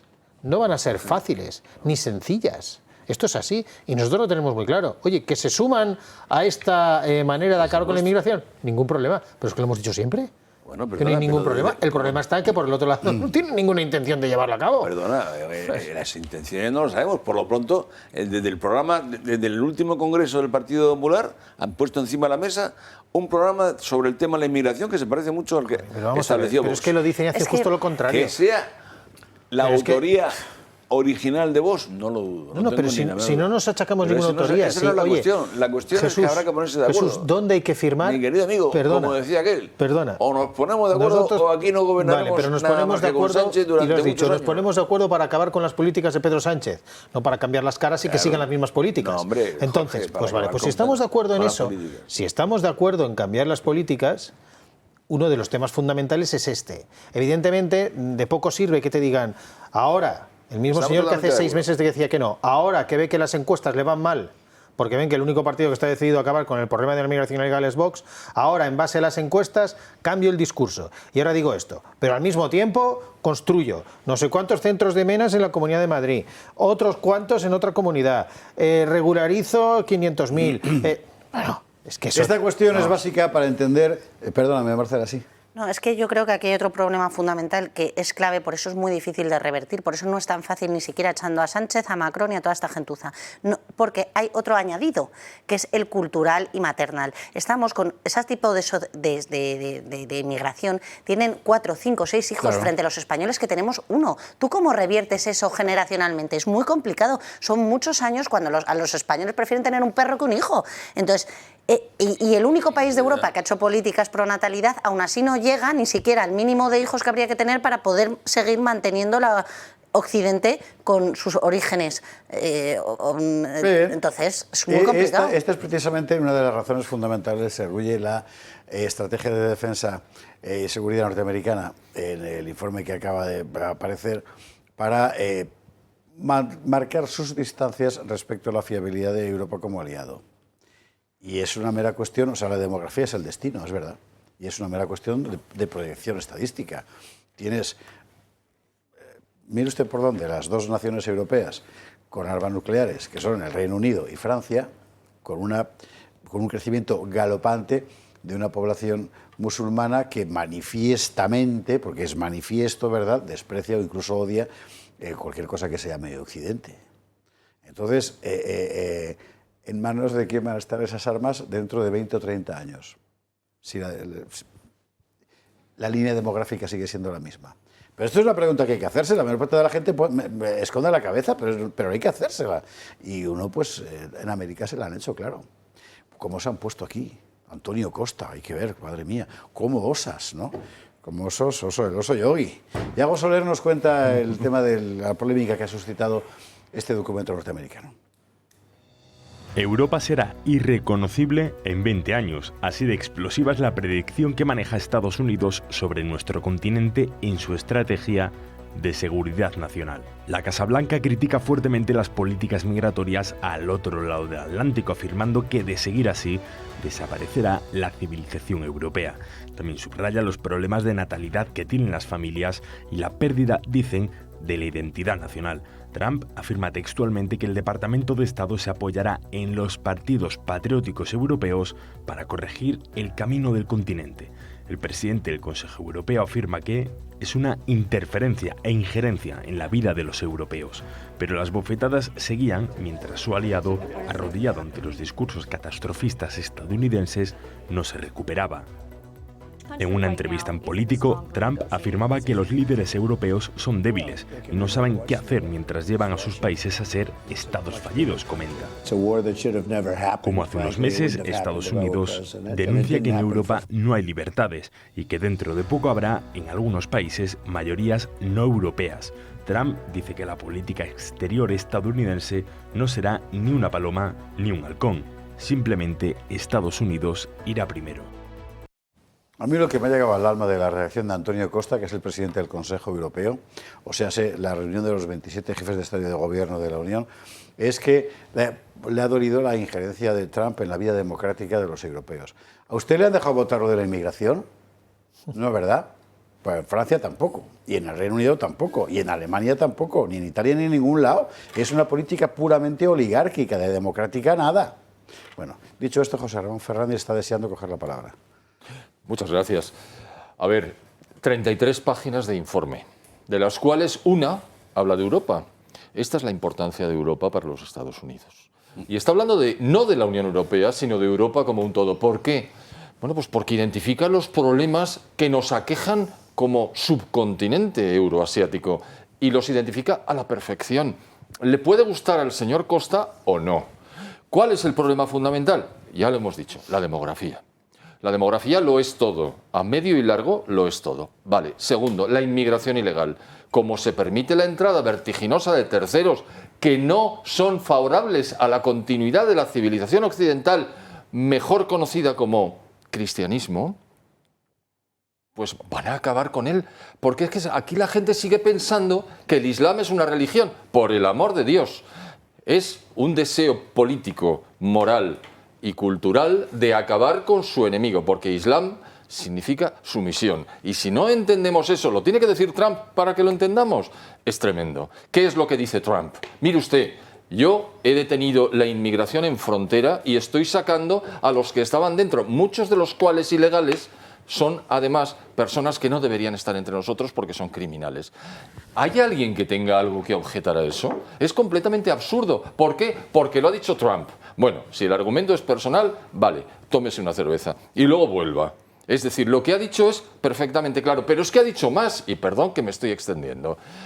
En el año 1990, Europa, la Unión Europea más concretamente, suponía el 25% del Producto Interior Bruto mundial agregado. Y ahora estamos en el 14%, casi la mitad. Llevamos un ritmo fascinante, pero así seguirá siendo porque otro problema sobre el que ha puesto el dedo en la llaga, la elección absurda de las energías alternativas como base para el funcionamiento de las economías y de las sociedades es ridícula y no tiene fundamento. Y desde luego en Estados Unidos se lo ha cargado. 3 problemas y aquí termino. La demografía, la inmigración desaforada y la energía. Resueltos esos 3 problemas, Europa dentro de 20 años será perfectamente reconocible.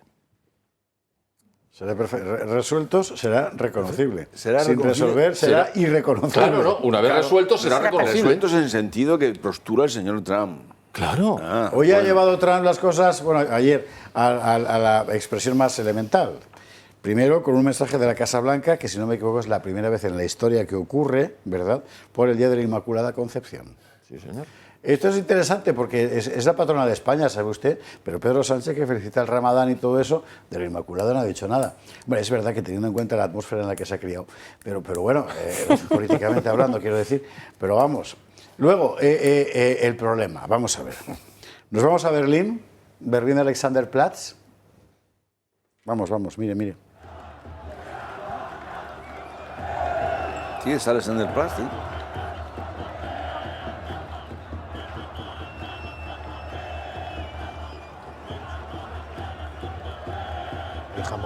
Esto es Berlín, al lado del mercadillo navideño.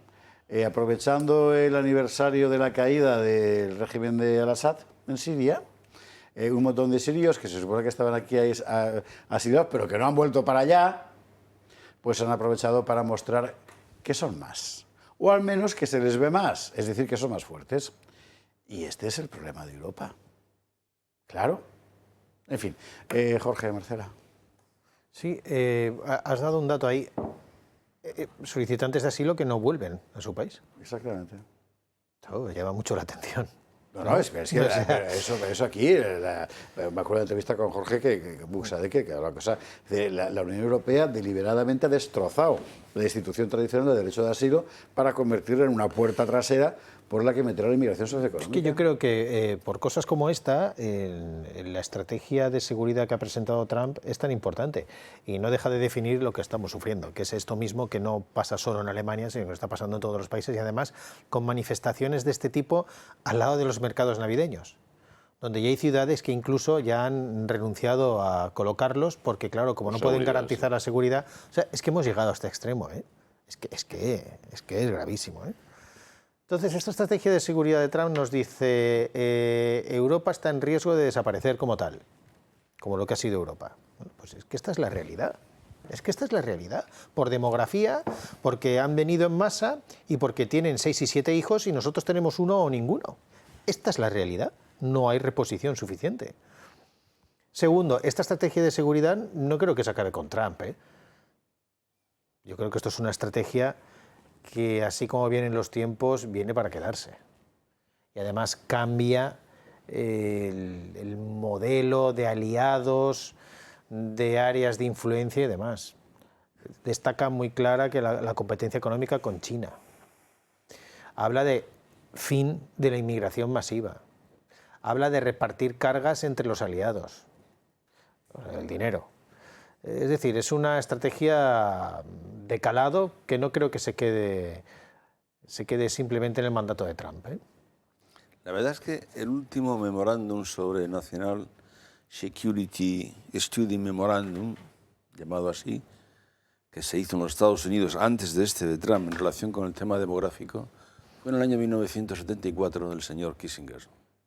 Era todo lo contrario, pero todo lo contrario. El documento más dañino que ha tenido la humanidad, probablemente bastante más que todas estas políticas de inmigración que hemos estado antes hablando. Control de natalidad, bomba Ehrlich, tipos como yo que tienen 10 hijos, hay que matarlos, etcétera, etcétera, etcétera. Los Estados Unidos deberían de ser también cautos, más coherentes, ¿no? En fin, que ojalá, como dices tú, yo que tuve la razón, yo creo que esto está para quedarse, no para salir corriendo. Pero, en fin, hay una cuestión muy importante y es que Europa sigue estando en la luna de Valencia. Nunca mejor dicho, perdóname. Europa no se mueve. Y sobre todo España, probablemente dentro de Europa, yo creo que ahora España, si no mal, solo seguir los datos del índice de natalidad, es el más pequeño de Europa, el más bajo de Europa. Sí. No llega ni a la tasa de reposición del 1,5. Eso es la tasa es de 2,1 y lo que tenemos es 1,1. Tenemos 1,1, ¿no? 1,1, que es la más baja. Y alguna provincia española está en 0,9. Así es. Que, bueno, que es una cosa terrorífica. ¿Cuál, José Ramón? Canarias. Asturias y una tercera, que no me atrevo a decir cuál es porque no me acuerdo bien.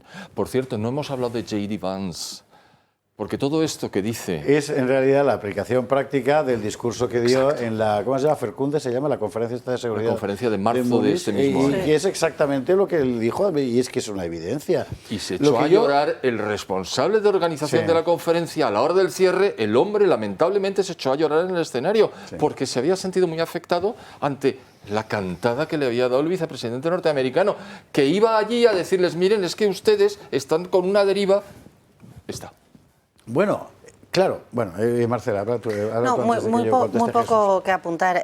Yo creo que atendiendo al titular anterior, ¿no?, que Estados Unidos no está castigando a Europa, gracias a Dios, es una forma de abrirnos los ojos y de poner un poco de sentido común y decir lo más básico, porque es que no ha dicho nada más allá que una realidad, ¿no? Yo creo que invertir en seguridad, invertir en defensa efectiva o creíble y en estabilidad es lo que tiene que hacer Europa y es lo que falta a muchos países. Y ya por último, respecto a esta noticia, leía ayer un tuit de Alonso DM, que el que no lo siga le recomiendo que le siga, que decía, con una fotografía tipo el vídeo que acabamos de ver, ¿no? Por no poner muros en las fronteras, los acabamos poniendo en los mercadillos navideños, que era el sitio más seguro y familiar del mundo hasta hace 4 días, distópico, ¿no? Pues yo me quedo con ese tuit porque es la realidad y es muy triste que en Europa tengamos estas imágenes. Y si usted no tiene X, no se preocupe que este viernes en el Gato de los Usares vamos a ver lo que ha pasado y sigue pasando en diferentes capitales europeas con este asunto. O sea, la Navidad ya no se puede celebrar libremente. Es que es tremendo esto. En fin, y es lo que hay. Decía Jesús que voy a hacer un poco de... que si no me toco un trillo una noche. Están en la luna de Valencia. Yo creo que no, ¿eh? Ellos estaban en un proyecto concreto y en sintonía con precisamente esto que tú has citado, esa línea ideológica que empieza en aquella época, Estados Unidos de los 70, que es la que construye la ideología globalista, etcétera. No dejo de estar de acuerdo El mundo contigo, ha cambiado y esto sigue donde estaban, yo he dicho, pero porque hay mucho de acuerdo, Javier. He dicho Luna de Valencia por decir, efectivamente, probablemente es una actitud ideológica clara e intencional. Hay que echarlos. Totalmente de acuerdo. Yo como valenciano debo de echar un cuarto a espadas. La Luna de Valencia era donde se quedaban las personas que por llegar tarde a la ciudad no podían entrar, se quedaban extramuros porque las puertas estaban cerradas. ¿Dónde se ha quedado? A la Luna de Valencia, es decir, fuera. No, lo que estaban es en la Luna, no la de Valencia. Ahora se dice exactamente la Luna del Valencia Club de Fútbol. Sí, los que somos del Valencia nos hemos quedado ya. Nos hemos quedado ya a la buena de Dios. Nunca te acostarás sin saber una cosa más. Mire usted por dónde. Vamos a la policía porque hay que hablar del fiscal y para esto hay que tomar un poco de carrerilla. Si no me equivoco, solo ha habido un socialista que ha dado una respuesta, yo qué sé, decente, que ha sido Margarita Robles, esta vez porque ella sabe algo que nosotros no. En fin, por bondad natural ya le digo yo que no. Publi y lo vemos a la vuelta. 23-21, 22-21 en Canarias. Aquí estamos comentando la confusión de Faraón. Hoy que en plena... Es que los mitines son una cosa muy que desgasta mucho. Las carga el diablo. Sí. Ha llamado a Guardiola, ha llamado Gallardo, que es el nombre del enemigo. O sea, de verdad, qué cosas. En fin. Bueno, de gallegos vamos, pero de los FETEN. Montes de Galicia. Montes de Galicia, aproveche, estos días además son ideales para esto. Hay que llamar antes, es verdad, porque se llena, claro. Pero es aquí, en Montes de Galicia, donde los espasandín padre e hijos han bajado Galicia entera, plum, la han colocado en Madrid con sus sabores, sus aromas, sus colores, y una cocina maravillosa, muy bien atendida, con un servicio impecable y de verdad cada cosa en su punto. Es que es lo que más llama la atención. Mire usted que es difícil encontrar un pulpo bueno en Madrid, pues está perfecto. Y la ternera ya ni le cuento. Y muchas más cosas. En la calle Azcona, en la zona anti-Almeida, es decir, que puedes entrar y no te persigue nadie, ¿verdad? Con tu coche aparcas dentro del M30, en fin. Calle Azcona 46, pero hay que llamar, ¿eh? Eso es muy importante porque estos días está así. Y cuando usted llegue verá por qué, porque es inmejorable. Bueno, al fiscal, que nos vamos al tema de Ya conocíamos el fallo, faltaba la sentencia. Una vez vista la sentencia, entiende uno por qué ha tardado tanto, porque da la impresión de que se han dedicado a detenerse en cada uno de los puntos que le podían ser reprochados propagandísticamente para fundamentar jurídicamente el porqué, y han hecho muy bien. Marina Anila nos lo resume. Texto de una sentencia histórica. El Tribunal Supremo condena al fiscal general del Estado por un delito de revelación de secretos por filtrar datos reservados de Alberto González Amador. Para el tribunal existe un cuadro probatorio sólido, coherente y concluyente que permite afirmar que fue el entonces fiscal general o una persona de su entorno y con su conocimiento quien filtró el correo de la confesión de la pareja de Isabel Díaz Ayuso y que ese correo filtrado tuvo que salir de la Fiscalía, dando peso al testimonio de Almudena Lastra en el juicio. Él lo negó, que hubiera filtrado. No, me dijo, eso ahora no importa. Sobre la nota de prensa que ordenó difundir Álvaro García Ortiz, subrayan que él mismo admitió su participación durante el juicio. Según los magistrados, la divulgación incluyó tanto la filtración del correo como la difusión de la nota a la prensa. Además, a lo largo de las 180 páginas, el tribunal recuerda que el fiscal general no podía reaccionar con un delito ante la noticia falsa de que la propuesta de pacto de conformidad había sido frenada por García Ortiz.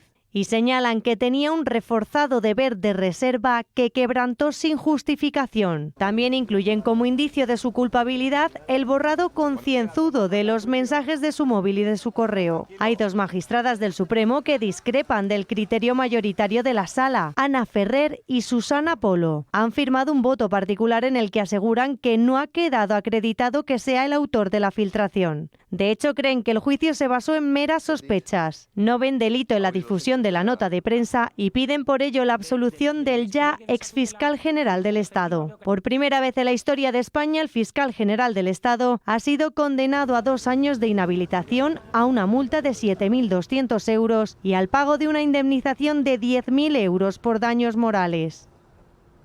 Son interesantes las observaciones de estos votos particulares porque son un poco coger el rábano por las hojas.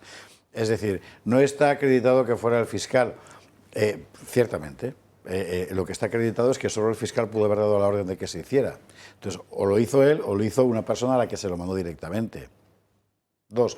La nota de prensa en sí misma no es un delito. ¿Por qué? Porque otros ya habían filtrado que... Bueno, el hecho de que otros lo hayan filtrado no significa que tú puedas filtrar lo que te dé la gana si eres el fiscal general del Estado. ¿Sabe usted? O sea, esta es un poco la mecánica. Pero bueno, no sé cómo lo veis desde el punto de vista jurídico. Juristas hay en esta mesa. Mira, yo sinceramente creo que es... el voto particular pone el acento en una cuestión que desconoce absolutamente o quiere desconocer la doctrina que todos los que hemos estudiado derecho penal sabemos, que es que la autoría es mediata o inmediata. Es decir, la autoría de un delito no es simplemente de aquel que inmediatamente ha cometido el hecho en sí, quien ha apretado el botón, sino también quien ha posibilitado que otro lo haga en su lugar. Lo que dice el Tribunal Supremo claramente es que no hay ninguna explicación, textualmente, no hay ninguna explicación alternativa razonable que permita cuestionar que la filtración salió de la Fiscalía General del Estado. Es decir, lógicamente hay una autoría, si no inmediata, que también la razona, como tú antes has dicho en citar eso, en el sentido de que él desde el primer momento tiene interés y se demuestra en conocer lo que sucedió, que sabe que ese interés es porque es el novio de Ayuso, que además habla con la Lastra y le dice y da por hecho tal, que hace la nota, y que además manda el correo, etcétera. Por tanto, pero al margen de eso, ¿en qué está al final la autoría? ¿En qué está basada la autoría esencialmente? En el dominio del hecho. Esto es lo que decía Cuello Calón, en el dominio del hecho. ¿Qué significa? El que domina el hecho, mediata o inmediatamente, es el autor. Por tanto, la autoría, si van por esa vía, al recurso de amparo, hombre, sí, efectivamente, Pumpido puede ser muy descarado, pero desde luego, si se basara en la jurisprudencia del Tribunal Supremo, la jurisprudencia penal del Tribunal Supremo es como yo te estoy diciendo y todo el mundo lo sabe. Y no van a poder moverla. Es más, yo creo, y antes tú lo has dicho, y creo que tienes toda razón, que la sentencia es muy, muy suave para lo que tenía que ver, porque la coherencia de todo lo que dicen es para haberle metido al menos algún año de prisión. El inmediato es Sánchez, de momento, que ha reaccionado de una forma francamente preocupante. Hemos apartado, digamos, a la morralla. O sea, Óscar López y todo eso, porque ¿para qué nos vamos? Es muy tarde ya, somos mayores, estamos en Navidad. O sea, es el momento de... Oye, lo de mayores irá por ti. ¿Eh? Lo de mayores va por Fernández y por mí, no por estos jovenzuelos. Bueno, sabe usted que no nos vamos a amargar la vida, pero a Sánchez sí que hay que poner a Sánchez porque es el jefe de la banda, claro. Voilà. Si quien tiene que pedir perdón es la señora Ayuso y quien tiene que exigir responsabilidad de la señora Ayuso es el señor Feijóo. Lo de menos es el novio de la señora Ayuso, lo de menos es el hermano de la señora Ayuso. Lo importante es la señora Ayuso y aquel, en este caso el señor Feijóo, que como bien sabe, porque vio lo que le sucedió al señor Casado, mejor se plega a la jefa que exigir las responsabilidades de vida a una persona que efectivamente está haciendo negocio de la privatización de un derecho fundamental de los ciudadanos y ciudadanas como es la sanidad pública. Bueno, que no era esto lo que yo quería poner, porque usted me contará que tiene que ver a la cuestión de la sanidad aquí. Los duendes de la imprenta, que decían los clásicos. La posición gubernamental, el fiscal es inocente. ¿Por qué? Porque lo digo yo que soy del PSOE y por tanto soy divino, no como tú, pobre facha, que eres un ser inferior, la casta infecta. Estamos en estas, ¿no? Entonces, con eso, ¿cómo dialogas? No se puede. Hay una historia famosísima de Gustavo Bueno. Gustavo Bueno padre, estaba dando una conferencia y entonces se levantó un señor del público y empezó a increparle con lo típico, el típico repertorio de la Rojambre. ¡Fascista! No sé cuánto, no sé qué tal. Gustavo escuchó así tranquilamente hasta que el otro acabara. Y cuando acabó, se levantó del asiento, caminó por entre la sala hasta donde estaba el otro. Cuando llegó, se le quedó mirando, le cogió por las solapas, la agitó, sin decir nada. Le hizo así. Después de lo que usted me ha dicho, solo puedo contestar esto. Bueno, pues esta es la situación. O sea, ¿qué haces? Coger a Óscar López y la agitas por las solapas o por donde llegues, ¿no? Porque es muy grande. O sea, han roto enteramente el discurso lógico en una sociedad razonable. No se puede.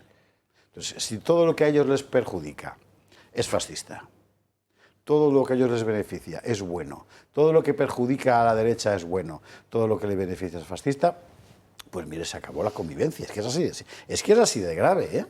Entonces, que esto lo diga un podemonger en redes y tal, pues, no tiene ninguna importancia. Animales hay en todas partes. Pero un presidente del gobierno, un ministro, no puede decir eso, porque está llamando a la ruptura de la paz social. ¿Y sabe usted quién empleó esta expresión? Hace nada, Felipe González. Y esta vez tenía razón.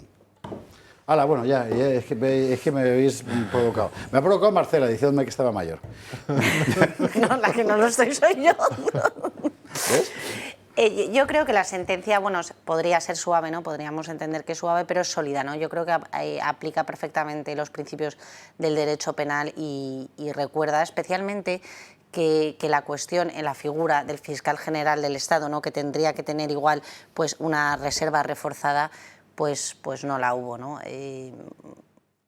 Yo creo que esa es la clave y yo creo que aquí hay un riesgo institucional importante.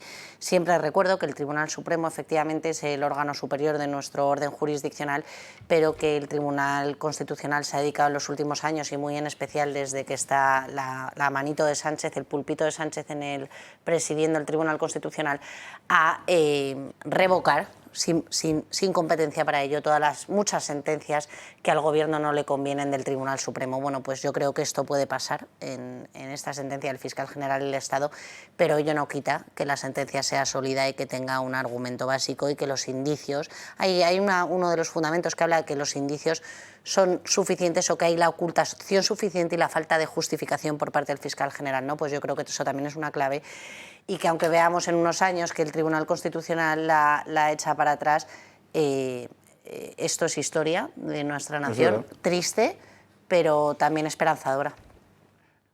Nuestros juristas han hablado bien, como siempre, y da mucho gusto tenerlos aquí, porque con ese fundamento se quedó uno muy tranquilo. Yo voy a dar un paso más, porque Jesús ha sacado lo de inmediato, y me ha hecho mucha gracia. Mediato e inmediato, perdón, que no se me ha entendido bien. Esto ha terminado. ¿Quién es el inmediato que ha obligado al fiscal general a perder su carrera y su prestigio? Pues hemos hablado de él. Solo puede haber uno. Es decir, ¿quién ha dado la orden para que el fiscal general se meta en una situación de la que no ha podido salir con todas las plumas? El presidente del Gobierno. ¿Quién tiene el dominio del hecho? Exacto. Es decir, ¿de quién depende la Fiscalía? ¿Qué se puede inferir de aquí? Que te han dado una orden, a pesar de que tú te resistirías probablemente, fiscal general, porque sabías que esto no se podía hacer, pero te has dejado dar la orden y la has cumplido. Por lo tanto, has perdido las plumas o los pelos en la gatera. Pero ¿a ti quién te ha dado la orden, hombre de Dios? Solo hay una. ¿De quién depende la Fiscalía? A mí lo que me parece asombroso, aparte de todo el razonamiento jurídico impecable que habéis hecho, es que el presidente del Gobierno saliera, cuando nos enteramos de que le habían condenado, diciendo que era inocente. O sea, que un presidente del Gobierno, que es el que ha nombrado a este fiscal general del Estado, que le condenan y salga diciendo que es inocente y que otras instancias judiciales ya resolverán el tema, efectivamente haciendo referencia al Tribunal Constitucional, es de tal gravedad que ya es porque estamos ante una legislatura con este señor que una es más gorda que la otra y dices, Dios mío, ¿hasta dónde va a llegar esto? Es que solo eso ya es de tal envergadura que en cualquier país medianamente normal, ya no digo ya lo más avanzado, mínimo de higiene democrática, mínimo democrático, este señor estaría fuera. Es más, tendría que dar alguna que otra explicación seguramente en un tribunal. Pero aquí lo hemos visto, ha salido en un acto diciendo justo lo contrario, acusando que es el novio de Ayuso y tal. O sea, es que estamos en manos de un auténtico psicópata. Es que hay que decirlo. Es que esto no se ha visto jamás. Y yo no lo he visto en yo no sé, vosotros que tenéis infinita cultura, mucho más que la que tengo yo, ¿lo habéis visto en algún país del mundo esto? Que haya un presidente del Gobierno que nombre a un fiscal general del Estado, lo condenen, fiscal general del Estado, que ni siquiera dimitió de su cargo mientras estaba imputado y procesado. Que lo condenen, que diga que es inocente, que otras instancias judiciales resolverán, que es el Tribunal Constitucional, que él mismo controla. Pues que nos damos cuenta. ¿A quién se va pareciendo Pedro Sánchez? A la reina de Alicia en el País de las Maravillas. Cualquier día está gritando por la carretera de La Coruña, ¡que le corten la cabeza! La verdad, esto es lo único que le queda. Publi, que hablar de dos cosas muy importantes. Uno, lo de la proposición de ley orgánica antiespañola que ha aprobado la toma en consideración, es lo que se ha aprobado, en fin, en las Cortes el PSOE con sus socios separatistas, y luego de Salazar yo querría hablar un poquito, hombre, que me da cosa. 23:40, 22:40 en Canarias. Vamos a la proposición de ley orgánica aprobada, cuya toma de consideración se ha aprobado hoy en el Congreso. El texto es es una concesión más especialmente grave de Sánchez a sus socios separatistas. ¿En qué va a consistir? Pues fundamentalmente va a consistir en que nos lo va a explicar Jorge Campos, que estaba allí mismo. Yo ya se lo he contado antes, pero vamos a ir al fondo de la cuestión. Yo ante todo le recuerdo a usted que hay una cosa que se llama Constitución Española, que hace unos pocos días, ya usted sabe que, en fin, yo es que no es que sea muy fan, pero es que este fin de semana había una sentidísima conmemoración de la Constitución, cuyo artículo 3 dice lo que dice. ¿Qué es esto que va a ver usted en pantalla? El castellano es la lengua española oficial del Estado.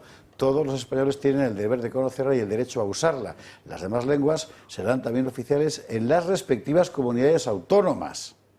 Bueno, esto es lo que se carga esta proposición de ley orgánica, Jorge Campos. Así es, y estos 3 puntos del artículo 3 yo he detallado y he explicado lo que significaban, porque claro, llegamos a un nivel, el nivel al que llega la izquierda separatista es tan subterráneo que hay que explicar lo evidente, porque la proposición de ley orgánica que se ha tomado en consideración hoy y que ha salido aprobada con el voto del Partido Socialista es la puntilla definitiva a la lengua española como común de todos los españoles. ¿Por qué? Esto, vamos a contar por qué. ¿Por qué? Porque esta proposición de ley lo que hace es modificar las leyes principales del Estado, desde la ley del Poder Judicial, la ley de administrativo común, el procedimiento administrativo común, la ley de contratos públicos, la de las fuerzas y cuerpos de seguridad del Estado, radio, televisión, cine, tráfico, todas, para que las lenguas que ahora son cooficiales en comunidades autónomas bilingües tengan una especie de estatus de oficialidad en todo el país. Que la Administración General del Estado, desde la justicia hasta cualquiera materia que sea área competencial del Estado, también se utilicen las lenguas cooficiales. Que incluso procedimientos administrativos que el administrado considere que quiere hacerlo en catalán, en vascuence o en gallego o en valenciano o en mallorquín, esto es otro tema que también ha salido, eliminado por el catalán estándar, esos procedimientos en esa lengua también surtan efecto en otras comunidades autónomas que no tienen lenguas regionales. En la práctica significa hacer oficiales en todas las comunidades autónomas todas las lenguas que solo son hasta ahora en sus respectivas comunidades. Todas las páginas web, todos los medios digitales, todas las atenciones telefónicas, toda la organización de la Administración General del Estado tiene que pasar por el aro de todas las lenguas cooficiales, en toda España. Es decir, es acabar, insisto, con el español como lengua oficial y común de todos los españoles, que es algo que los separatistas llevan años intentando, que es acabar con todo lo común. Entonces, lo que nos quedaba, que era el español, ellos en sus respectivas comunidades autónomas de facto ya lo han eliminado. En Cataluña, el español es una lengua curricular, como es historia y matemáticas. Esta proposición de ley orgánica modifica también la ley de educación para que el español pase a ser lengua curricular, ya no lengua de enseñanza. Esto en Cataluña y en la mayoría de centros públicos de Baleares ya es un hecho, ya el español está completamente al margen, discriminado, y las familias sufren un auténtico apartheid lingüístico. Por los separatistas que han querido llevar esto al ámbito nacional, al ámbito del Estado. De hecho, el primer paso fue el Senado, los famosos pinganillos, después lo llevaron al Congreso hace 2 años, para que vean que no hay lengua común, sino que todos necesitamos ponernos un pinganillo porque no hay nada común. Hay varias lenguas oficiales en toda España. Y yo me he cansado de repetir que esas lenguas son cooficiales en ese territorio, no en toda España. Lo han intentado también en la Unión Europea, les ha salido mal hasta el momento, que el PSOE aún se está arrastrando y pidiendo perdón. Y el Partido Socialista, como siempre hace, se ha puesto del lado de los enemigos de España. Esto es la puntilla a la nación, porque ¿qué más puedes destruir que la lengua común de todos los españoles? Pues esta proposición de ley orgánica, que se ha votado y ha salido, y ahora empezará la fase de ponencia, de enmiendas y demás, tiene el apoyo del Partido Socialista. Es gravísimo. Es un antes y un después. Totalmente. ¿Cómo lo veis? Yo siempre recuerdo, voy a ser brevísimo esta vez, y lo he comentado antes en uno de los descansos, la frase de hace aproximadamente 45 años de Alfonso Guerra, cuando se permitió expresar paladinamente: a España no la va a conocer ni la madre que la parió. Eso, en la línea habitual del Partido Socialista Obrero Español, significa voy a destruir lo existente, no significa voy a construir otra cosa encima, entre otras cosas porque no saben construir. Sí saben destruir. Eso es el último estadio de la destrucción de las bases de la convivencia. Fantástico, lo habéis conseguido, chicos. Y una cosa importante que se me ha olvidado deciros al principio, la desfachatez ya es de tal calibre que saben que esas propuestas son manifiestamente anticonstitucionales. De hecho, la sentencia 31/ de 2010 ya dejó muy claro, respecto al Estatuto de Cataluña, que ya pretendía esto, ya dejó muy claro que los ciudadanos con lengua regional que quieran utilizar su lengua regional cooficial en su comunidad autónoma no pueden utilizarla en los órganos jurisdiccionales del Estado. Pues ahí está, insisto, y ha pasado, la toma en consideración. Por cierto, los de Junts, que curiosamente no firmaban esta proposición de ley, porque la firmaban todos los separatistas menos ellos, al final, como no, han votado a favor también. Porque claro, cuando hay que acabar con la nación, ahí vamos todos juntos. Están de acuerdo, efectivamente. Jesús, Marcela, y nos vamos al señor Barragán. A Salazar, vamos. No, yo lo que ha explicado Jorge lo explica muy bien y no... El artículo 3 es clarísimo. La lengua oficial del Estado español es el castellano. Las demás lenguas españolas, que no dejan de ser españolas, serán oficiales en cada comunidad autónoma. Ahora, si aparte la comunidad autónoma es en el resto del territorio, pues claro, entonces estás infringiendo el artículo de manera literal, claro, si no tiene vuelta de hoja, ¿no? Por tanto, que poco se puede decir de eso.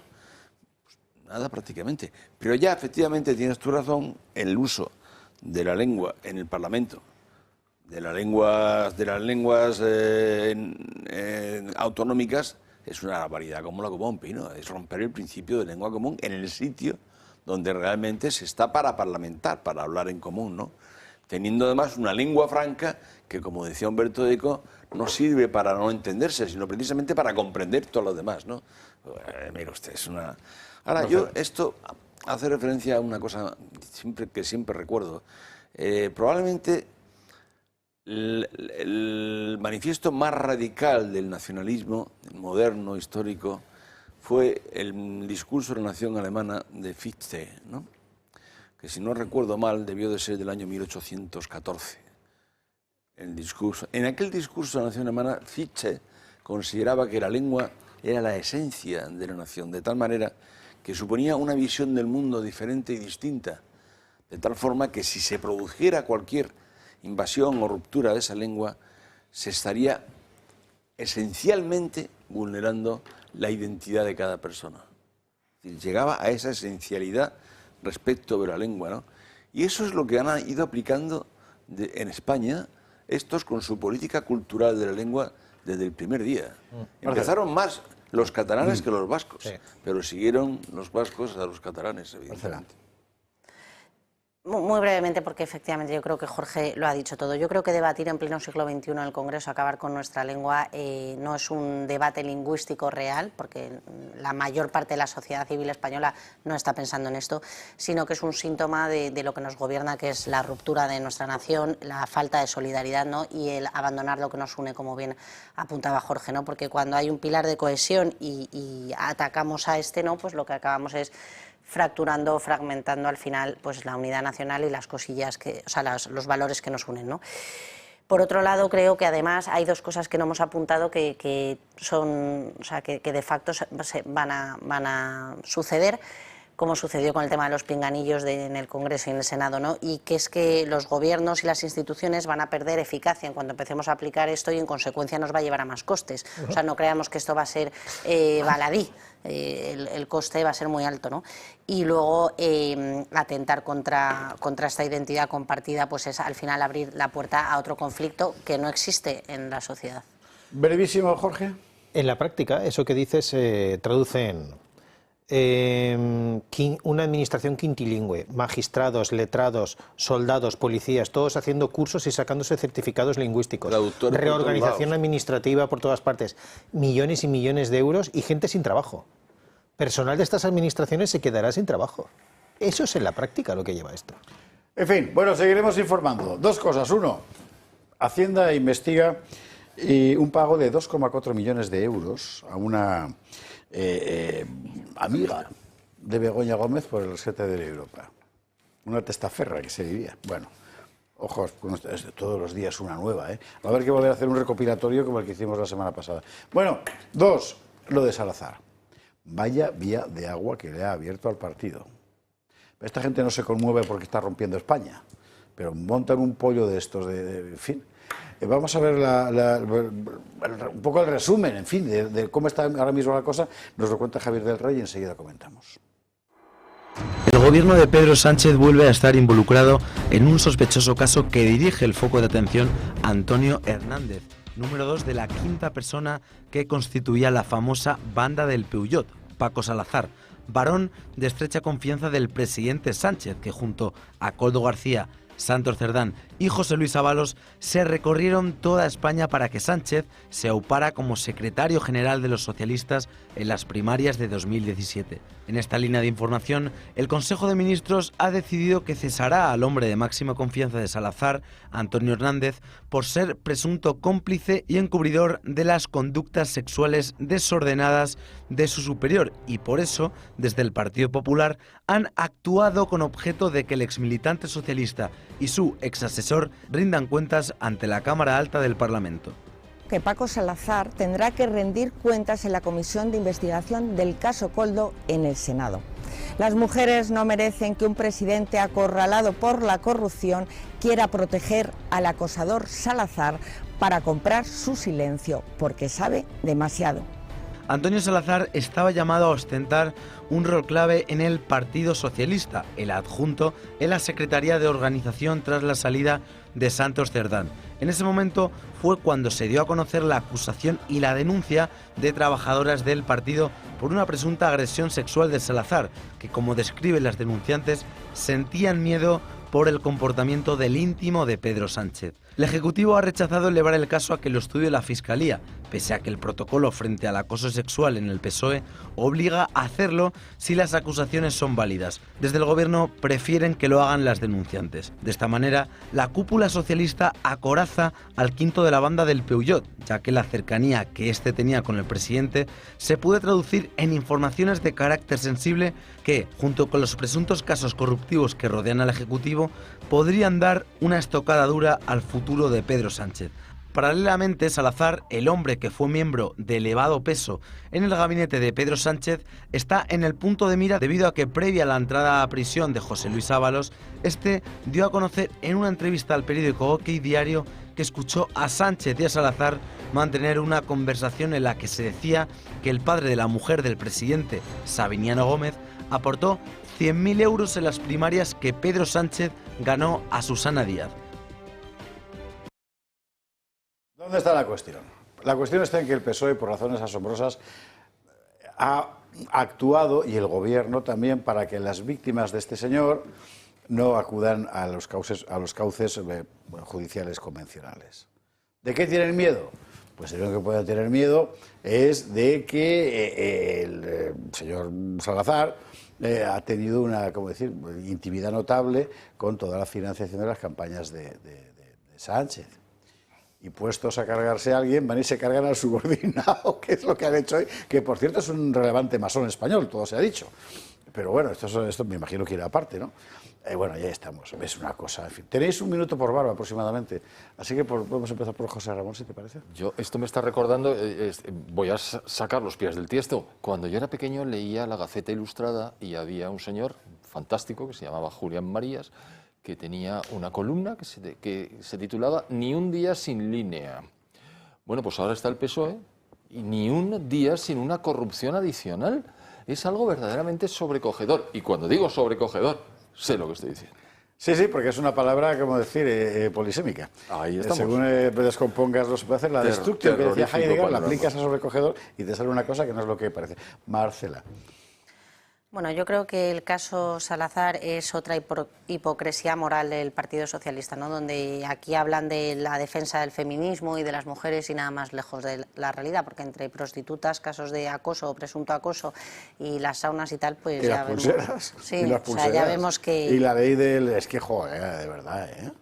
Que es un feminismo de cartón con una complicidad silenciada, porque es lo que ha pasado aquí, que se ha silenciado. Y ahí sí que quería apuntar una cosa. En las instituciones en general, no solo en los partidos políticos, pues por desgracia a veces suceden este tipo de cosas, ¿no? Y en especial en España desde hace unos años con el tema de cumplimiento normativo, pero bueno, que hay muchos canales internos para denunciar esto y aparentemente el Partido Socialista lo tenía.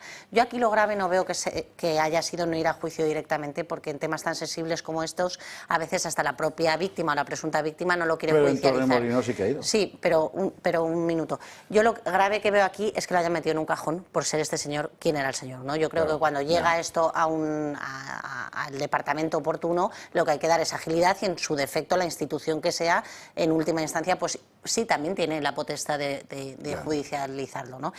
Y bueno, yo al final yo creo que esto tiene un grave riesgo de descomposición interna del Partido Socialista, incluso en sus propios votantes en el ámbito femenino, ¿no?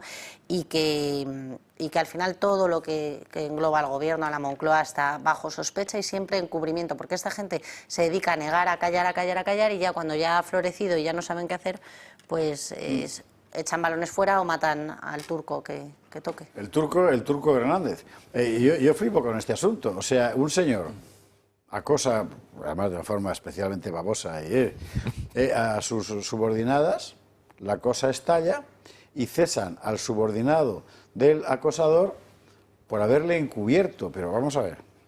O sea, esto que le voy a decir pues, le parece una tontería, pero no lo es. Desde abajo no puedes encubrir, solo se puede encubrir desde arriba. O sea, un subordinado no encubre, ni siquiera literalmente. No, claro. En fin, Jesús Trillo. Joder. Bueno, yo creo que sí, efectivamente. Este barrio Sésamo, todo. Aquí lo que pasa es que ya empiezan a salir las ratas de la sentina, ¿no? Cuando el banco se va hundiendo, ¿no? Ya. Y lo que parece es que aquí han abierto la brecha en dos elementos tradicionales y los más fuertes del Partido Socialista. Por un lado, el feminismo. El feminismo era lo más importante a efectos internos en el Partido Socialista desde Zapatero en adelante. Y por otro lado, Andalucía. No nos olvidemos que Salazar y el otro son la clave de Andalucía. Por eso está Susana Díaz tan nerviosa. Y por eso Marichus la tiene tan complicado en su aterrizaje nuevo por Andalucía. Es decir, que han abierto con esto ya dos elementos que van a producir una descomposición y una desunión interna en el Partido Socialista tremendo. Las feministas por un lado y los andaluces por otro. Don Jorge, 2 minutos finales. Nada, está claro que el Partido Socialista Obrero Español es un peligro para las mujeres. Si hay alguien que ha causado... Le han cambiado las siglas. Los mayores el Partido problemas... Socialista Obsceno Español. Pues sí, también. O el partido de los señores con las barguetas abiertas por ahí. Pero ya cambiado las siglas. Pero da igual, si total las siglas poco cuentan ya. El tema está muy claro, que las mujeres socialistas, yo entiendo ahora por qué algunas actitudes de tener al hombre como un violador, como un acosador, claro, están rodeadas de estos señores que van con la bragueta por ahí y van acosando y baboseando a las mujeres, pues normal que tengan tanto miedo. A lo mejor se creen que todos los hombres somos así, claro, los que tienen más cerca.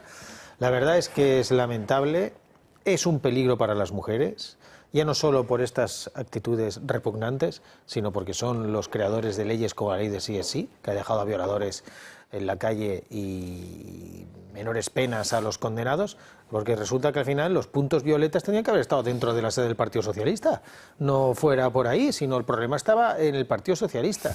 Con lo cual, evidentemente, todo es un despropósito. La hipocresía de esta gente es asombrosa. Yo es que ya no sé cuándo será la próxima del Partido Socialista, porque creo que es difícil superar todo esto, pero evidentemente desde arriba hasta abajo tendrían que dimitir todos, y yo creo que sería una buena noticia para España que el Partido Socialista desapareciera por esa inmensa corrupción, por esa agua fecal que lo inunda todo en Ferraz. Pues ya, en fin. Sabe Dios, mire usted por dónde al final. Esto es asombroso, por eso que puede llevar a pique enteramente al edificio. Sabe Dios. Señores, nos marchamos, porque ya va siendo la hora y usted se querría ir a dormir. Que felicite la Navidad, porque es mi último programa. Feliz Navidad, Jorge Campos, el último programa del año. No, ya el año que viene. Nos vemos el año que viene. Jorge Campos, gracias mil. Muchas gracias. José Ramón Fernández, Jesús Trillo, Marcela Rigía, mil gracias a los cuatro. Gracias a Ramsey por este Belén de Belén, maravilloso que nos ha traído, y a Jesús y a Dolores, como siempre, por su nacimiento para este programa. Y ustedes, a descansar, mañana más.